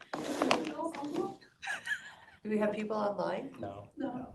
Would've just Barb been Barb. was logged in, but she had stepped away from the computer for a bit, so I don't know if she heard. I missed the button, so. Anyways, it's 11:48 now AM, and we're here for a tourism travel planner publisher proposal review. Hello, Pam, Michelle, how are you guys? Good. Where do we start? We've never been in one of these, so Well, we only have, 15 minutes, I know. Not even. yeah, so, How do you want to proceed? This is the meeting that the commissioners had requested, so you guys could review the top 3 proposals and potentially select a proposer. And then Pam and Rochelle. Let me look and see what the top, do you have the top 3 or was that emailed to us? I forwarded them to you guys again, love I that. think on Thursday or Friday. Okay.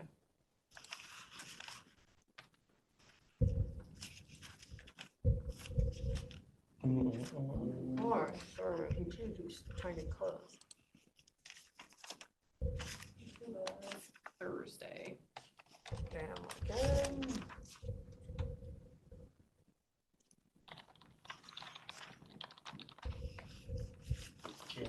Ray.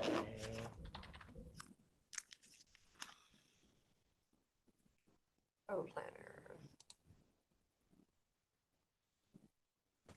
Whoa. And then also included was an email that I received from LC Creative.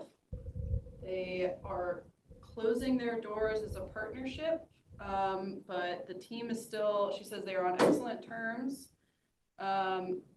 And they have all expressed their desire to work on this project as a team should they be chosen. You were the second ranked one, right? Yeah, there were some that, but I know there was one, but it was out of our budget. Yeah, send me, please.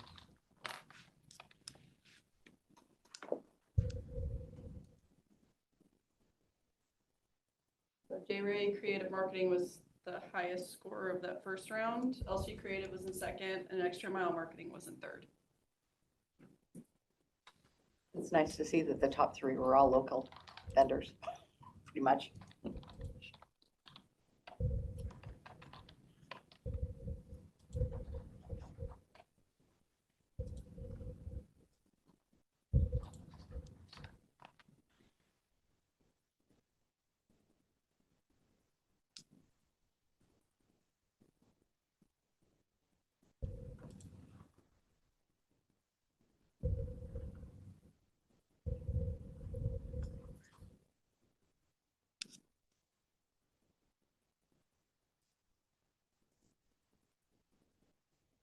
Clearly, I I am meant my well prepared for scoring this sheet, meeting not because that I'm looking email. for my ranking that I sent earlier into Caitlin.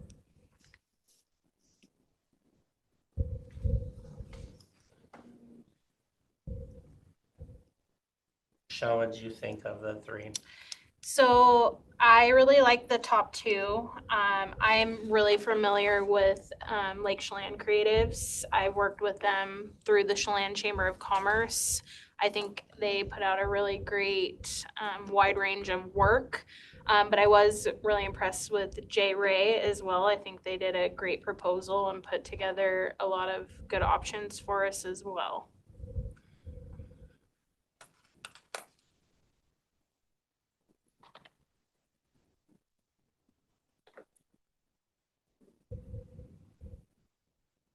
As tourism, are you leaning towards doing 84-page books? No. Are you leaning towards doing little pamphlets, little fold-out maps? We're leaning towards a smaller footprint and not having listings because we have the app that we're already funding and that's where the listings need to go. And so I've been collecting, when I got a personal copy of the State of Washington Tourism book, it looks like I got on somebody's database. And so I've been getting a lot of other areas. And so, for example, the Peninsula Commission, Tourism Commission, they do a book that's small enough with no advertising that you can fold it and mail it in a number 10 envelope, which would drastically decrease the postage. Vancouver has a smaller number of pages, but a larger footprint, and it costs them $2.44 to mail it. So I was trying to look at the economics of all of it. The folded version could go into a rack uncertified. There's been a lot of discussion between the committee of going down to a size like this. I like that. Books are nice, but they take up a lot of room. Absolutely. Books are too much. And our booklets seem to do really, really well. And they get grabbed quite a bit just because it seems to me that they're very straight to the point, which people really like. This is the Peninsula one that folds. So something that I was curious on was with these groups that are submitting, do you guys have any of their stuff they've done? I have the Lake Chelan one because they do all of Chelan, Manson, all of their booklets within the community. Right. So I've I do, seen some of those. yeah. I was at a chamber conference last week. This is the one that Kittitas does. And this one's actually done by a local vendor and they have a revenue share. And so that's another, I'm more interested in whoever you guys help us choose or that you choose, that we have a better scope of work going into it about what the committee's been discussing and making it either a break even or a revenue source, not where we have to necessarily pay a big printing bill and they get all the commission from the advertising. I don't think those economics are currently positive.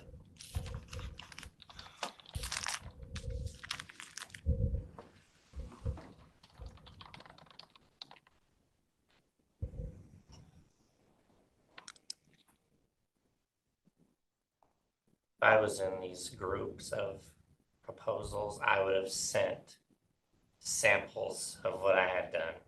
Was kind of my thought when I reviewed all of them. Like some of them gave digital Yeah. links, I think, but when you touch and feel the paper quality, that's a big Yeah, difference, like right? all of Yeah, it, yeah. And one of them did send samples, but it was not one of the, I don't think it was one of the top three. I think I probably would have brought them down if they had been, but. Okay, between J. Ray and Sega, one was a lot more. Was it the First Sage? Sega City? It's Oh, yeah, they do the state book. Yeah, they're a very big. Okay. So I was trying to go through my response here. Because I could have kept reading mine. Okay. Right. I had an opportunity, I was telling Rochelle, I was at a conference in Ellensburg this week and had dinner with the CEO from the State of Washington Tourism Group. And I think the fact that we paid that, or we are paying, or whatever, that DMO partnership, that should link us into their system to be able to get referrals about who's asking for that book. And then we can send our stuff out just like all these other areas are. So that's a good distribution point as well, so.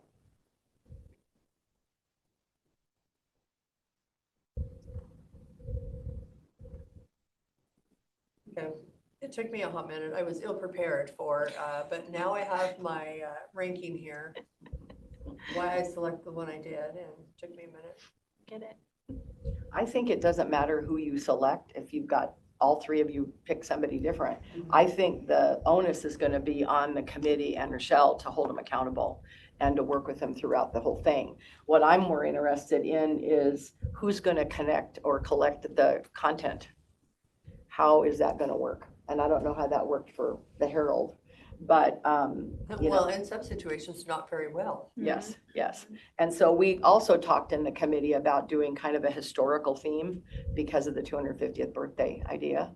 And so that's a different collection of data too than just a typical planner. And I also noticed that a lot of these other DMOs, they don't just say tour, they have different URLs. So tour, visit, explore, discover. So maybe we can come up with a little bit more creative name for it than a travel planner.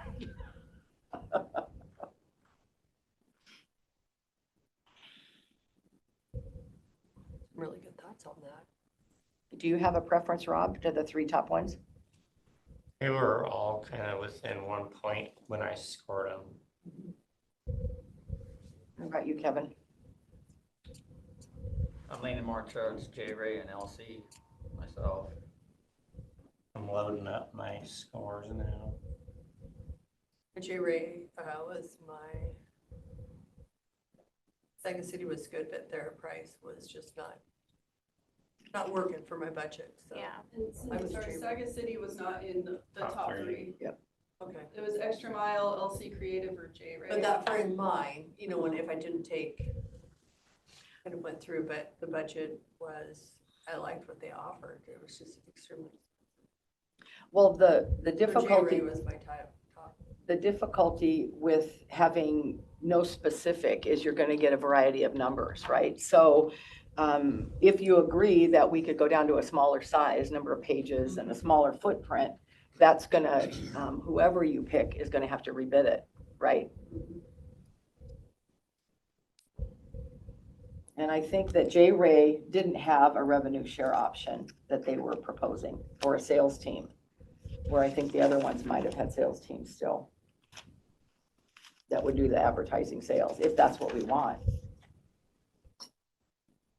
I think the key to having ad sales is don't screw up your editorial contact by placing ads willy-nilly. And some of the examples I have, they have limited their advertising to full pages in some instances, or they have bundled it. So there's like 2 or 3 pages of ads, and then you get straight, clean editorial content.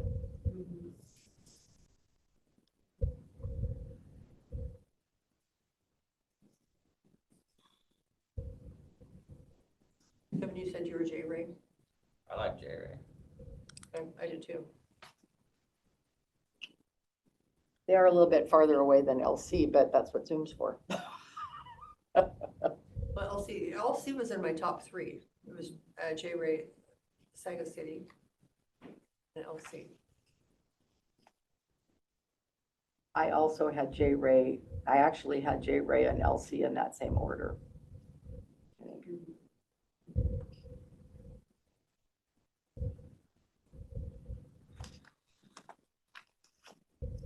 Rob's looking for his currently, so. I already found it. Oh, So I was just reviewing them. and your thoughts? J-Ray was 69 points for me, which was my highest. Okay. Well, sounds like we're all in agreement, Sounds great to me. I guess. Or do we take a vote, or what's our next step with Caitlin? Well, the next step would just be that I would put it on consent for Okay. the commissioners to actually make a official decision. And then I will start working with, after that's approved, I would start working with J-Ray to let them know what the process would look like, because we wouldn't draft a contract or anything with them until after the LTAC grant season is over, so that way tourism would actually know what their budget is for it. Could we find out if they would be willing to attend our next tourism committee meeting, either Zoom or whatever, to have some discussions with us? I can. Do you want me to be doing that before that decision is made on consent? Whatever the commissioners want to do, but I don't know. Since we have a top 3, is there any chance we can make a request of them mailing us previous pamphlet work they've done? If that's what you guys would like to do. I would like to see that, because we did that, the whole DMO thing we did, haven't been impressed with at all. So I would have liked more information if I did that one again. So I would like to see just in the hand what they do, like what can you do? I mean, it doesn't. Well, there you go. could So have then it by we'll the end talk- of the That's week. a great idea. So then we can Yeah, they like, go overnight. so we like do the top 3, put the top 3 Yeah. forward with their pamphlets that they've, or brochures that they've. I mean, the DMO, to me, the biggest benefit you guys did with that contract was getting those, the maps. The maps, there's no way the tourism committee could have done anything like that. But sitting through the open house recently, he had really old data. He had COVID data. No, And I so- agree. And there's a lot of things he's done that I'm just like, okay, I could have done better than that, and that's not my space. Yeah. So. It's okay. This is how we learn. Yeah, but I wish I would have thought, show me some of like, give me a county you've worked with full presentation to us before we choose you. I think maybe that would have helped on that one for me to pick one that I wanted the same outcome from. And Well, this as is I kind of shared- the same thing, like, let me see what you've already done. Yeah, as I shared with you, my problem with the process was not my lack of understanding on why we weren't at least at the table with your discussions as your tourism advisory committee, that you were gonna go in that way, because this was an LTAC grant. And so if LTAC and tourism are supposed to be your advisors, we kind of need to work a little bit better together. And that's why I liked when, it was Rita that came to our last meeting from the Historical Society and brought up the whole idea of the trailer, the mobile. Harriet, excuse me. I think that was really good, because it showed that we could work together and we should work together, and that's the point. So for moving forward, I'll reach out to the top three. So it's Extra Mile, J-Ray, and LC Creative, to have them send hard copies of planners that they have done. Are you commissioners wanting like another meeting like this to review that, or how would you like to proceed? I'm fine with another meeting like this. I would just like to, and I should have said that, 2-3 weeks ago when I gave you the numbers, but that's what I would like, though, for me. So on the brochures or the pamphlets that they make, I would like tourism to also see those as well. The entire committee, or do you want just the two representatives that Well, the tourism's two chosen? representatives, I think we have a tourism committee and we should utilize them.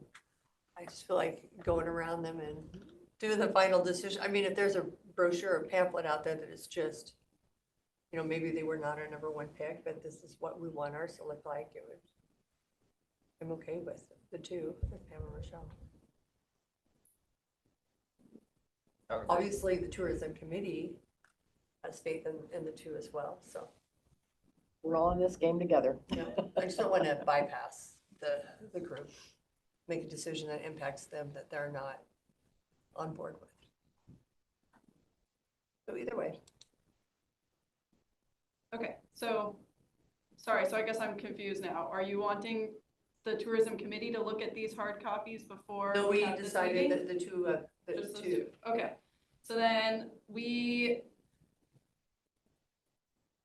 realistically, I mean, we could have something scheduled next week for another meeting like this. It would have to be in the afternoon on either Monday or Tuesday, or you're looking at the week of September 2nd, because we're closed on the 1st. Okay.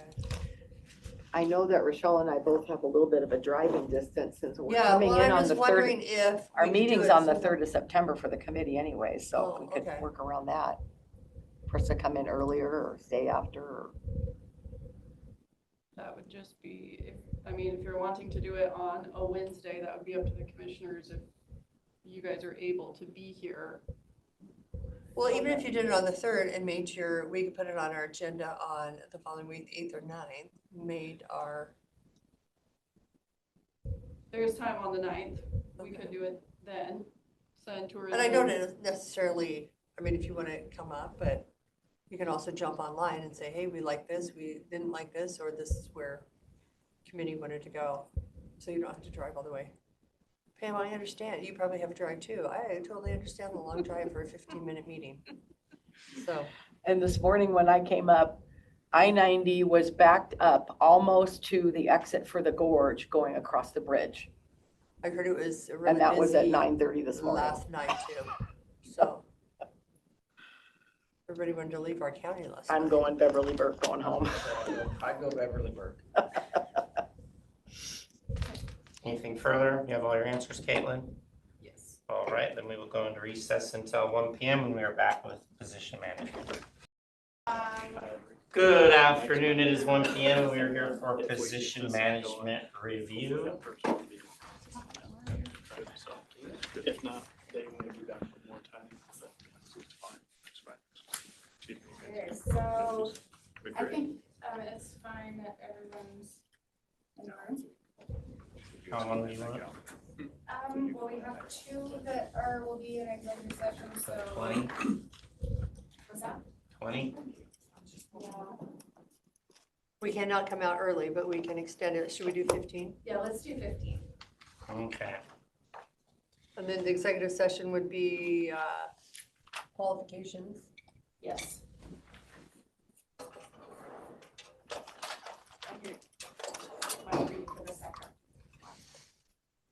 All right, we'll be going into executive session beginning at 1:01 PM, returning at 1:16 PM for appointment qualification. No, which one would it be? That's a candidate to elective office. So is it going to be applicant evaluation like always? Yes. Okay. So job applicant / evaluation, RCW 42.30.1101G. It is 1:16 PM. Are we going to extend executive session? Let's do 5 minutes. All right, we will extend executive session until 1:21 PM. I'll put it on a t-shirt. It is 1:21 PM. We are out of executive session. No decisions made. Okay. Third topic today is the wage for the Public Works Director, which is here. Andy's like, I'm out. Bye, Andy. Bye.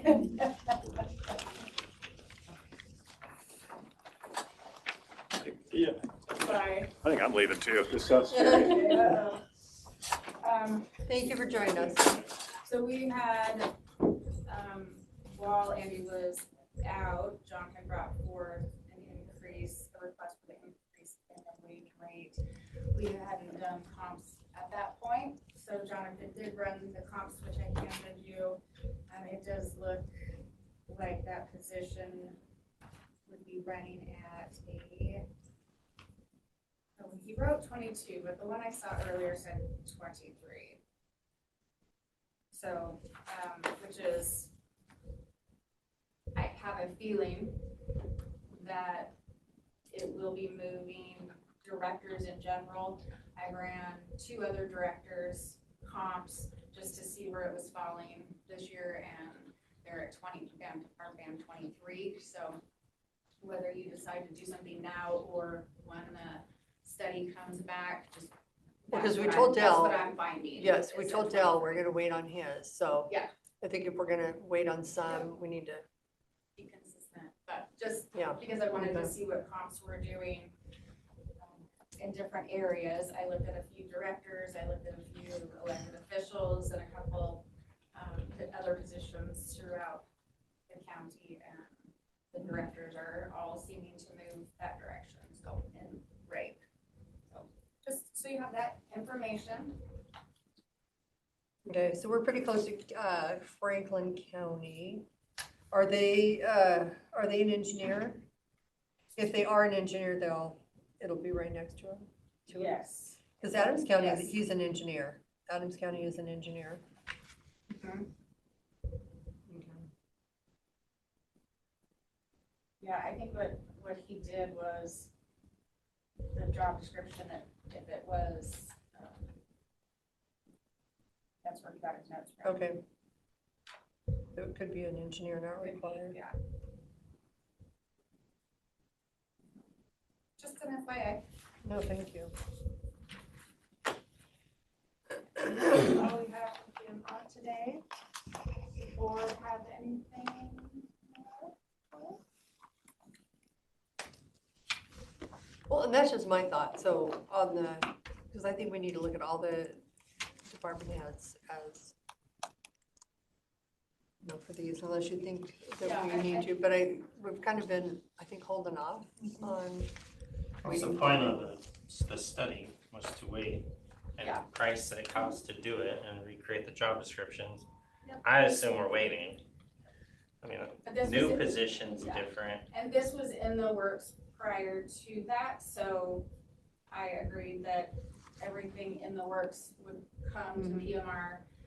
And then going forward from 2 weeks ago was a freeze to anything new, new requests for reclassifications. So new positions we can bring forward, but reclassifications will hold so the company can do what they need to do and not have a moving target.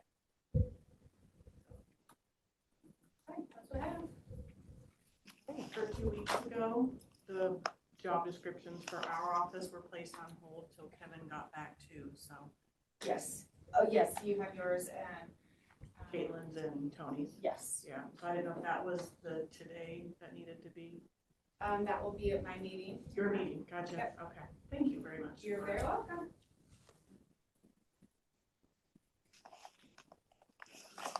Taken care of tomorrow. Okay. Well, thank you. You're welcome. Thank you. Okay, you have something, anything? Oh, do you have anything? I don't have anything. Thank you. Okay, we'll go into recess until 1:45 when we're back for a work session. Good afternoon, it is 1:45 p.m. and we are here for a commissioner work session. Do we have any new items on the pending decision sheet? Okay, we have the MAC communication proposed ordinance. We have that handy. It was just an email that you had forwarded me Yeah, I gotta from. find it. From DT. Yes. It's all the repeated users. Yeah. I do need to reply to him. Okay, so basically Mac had reached out to us to propose an ordinance for Grant County commissioners to consider.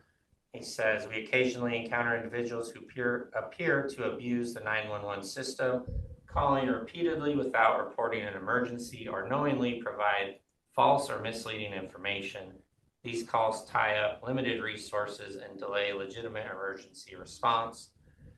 To my knowledge, there is no current law or ordinance that directly addresses this kind of misuse. However, Okanagan County has adopted a straightforward ordinance that may serve as a model. Then he attached it. I believe I forwarded this to the board. Did you forward it? I did as well. Yeah. Okay. It is declared that any false report received on 911 emergency number that falls within guidelines of RCW 9A8404R be prosecuted by the prosecuting attorney in the county as a gross misdemeanor. County commissioners fully concur with this RCW and incorporate this statute by reference as it fully set forth herein. So basically looking for us to adopt something into our code for that. Which, when looking at the prices per call, I would think I would support that. It's whether or not the prosecuting office would support it as well. It's supposed to be illegal to call, so I can't believe. Probably need to get on board with that. I will forward it to Brandon Bernsey.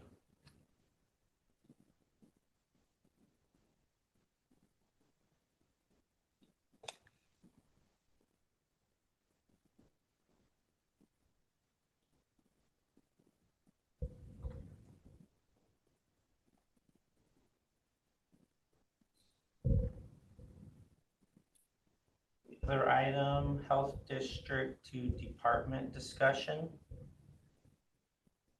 Okay, and I see on one of our agenda items, they would like to, I'm waiting to hear back to, somebody was gonna apply for that position in South Grant County, but I don't know if they sent it to us or to the health district for that position that is. Oh, for the open position? Yeah. That's currently got Megan filling Yeah. in. We've got somebody just filling in an alternate. So I have not heard if they have received anybody.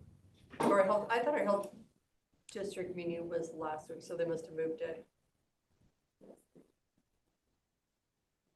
It's this week or next week? It's this week. I mean, but yeah, I don't always hear when they have, but I think Caitlin said they are submitting names to us. I thought she said to us and we asked last week. I believe they submit them to the health district. Okay, That's the process. Okay, Yeah, we were talking about moving the health district from the health district to. yeah, it's two different, yeah, we just haven't heard the names of the, yes, instead of making it instead of a district, a department. A lot of the things that they do are, some counties, I don't know how many are half, if it's half and half. Some are districts, some are departments. Mainly depends on the sizes. Well, my biggest gripe is the fact that you go there on a Friday and they say they're open. But the Open doors by are locked appointment. and can't get in. You try to call them and you get a voicemail or message. They don't answer the phone, but they will call you So- back. I don't know why we're not open 5 days a week. A lot of people.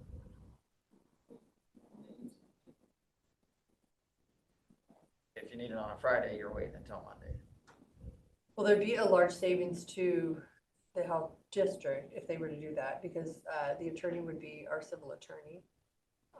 They could still contract out with an employee, their payroll, a lot of the stuff will just go through. It'd probably be like the fairgrounds, somebody would do the accounts payable, but it would be paid. HR would go through the county, there would be a charge to them. I just think the continuity of government between the building planning, health district, they're working better. But that is a function of the county that we have give to the health district to take care of for us. And I will say, I have not been impressed on some of the situations that have been handled. And I think they've even been frustrated, like the septic, just because they should be issuing a ticket, they can't do tickets, so the sheriff should be issuing tickets, and there's just not a lack of cohesiveness. Rob, you have something on your mind? What? We need to go to executive session for it? Okay. Yeah, probably. Probably should just do it live on YouTube, but it's probably not best. We will go into executive session for 9 minutes, returning at 2 p.m. for, it's probably evaluation. Yeah, probably evaluation. RCW 42.301101G. Till 2 p.m. It is 2 p.m. and we are out of executive session. Do you have any other items you want to discuss? No. Going once, going twice, so pretty. Okay. Barb, Caitlin, do you have any items, Barb, for us? Caitlin wanted me to double check. Was it the commissioners or was it staff who was going to reach out to Mandy regarding budget call? I already did. Did you? Okay, perfect. Next week, probably, I think is what she said. She'll have the information for us. Probably. Okay. Yeah. Well, she said though she'll probably do the budget call next week. Oh, okay. Caitlin, is that what you wanted answered? Yep. Thank you. Bet. And she did reply really fast, so. Anything else? All right, then we will go into recess until tomorrow at 8:30 a.m. when we are back for consent agenda review.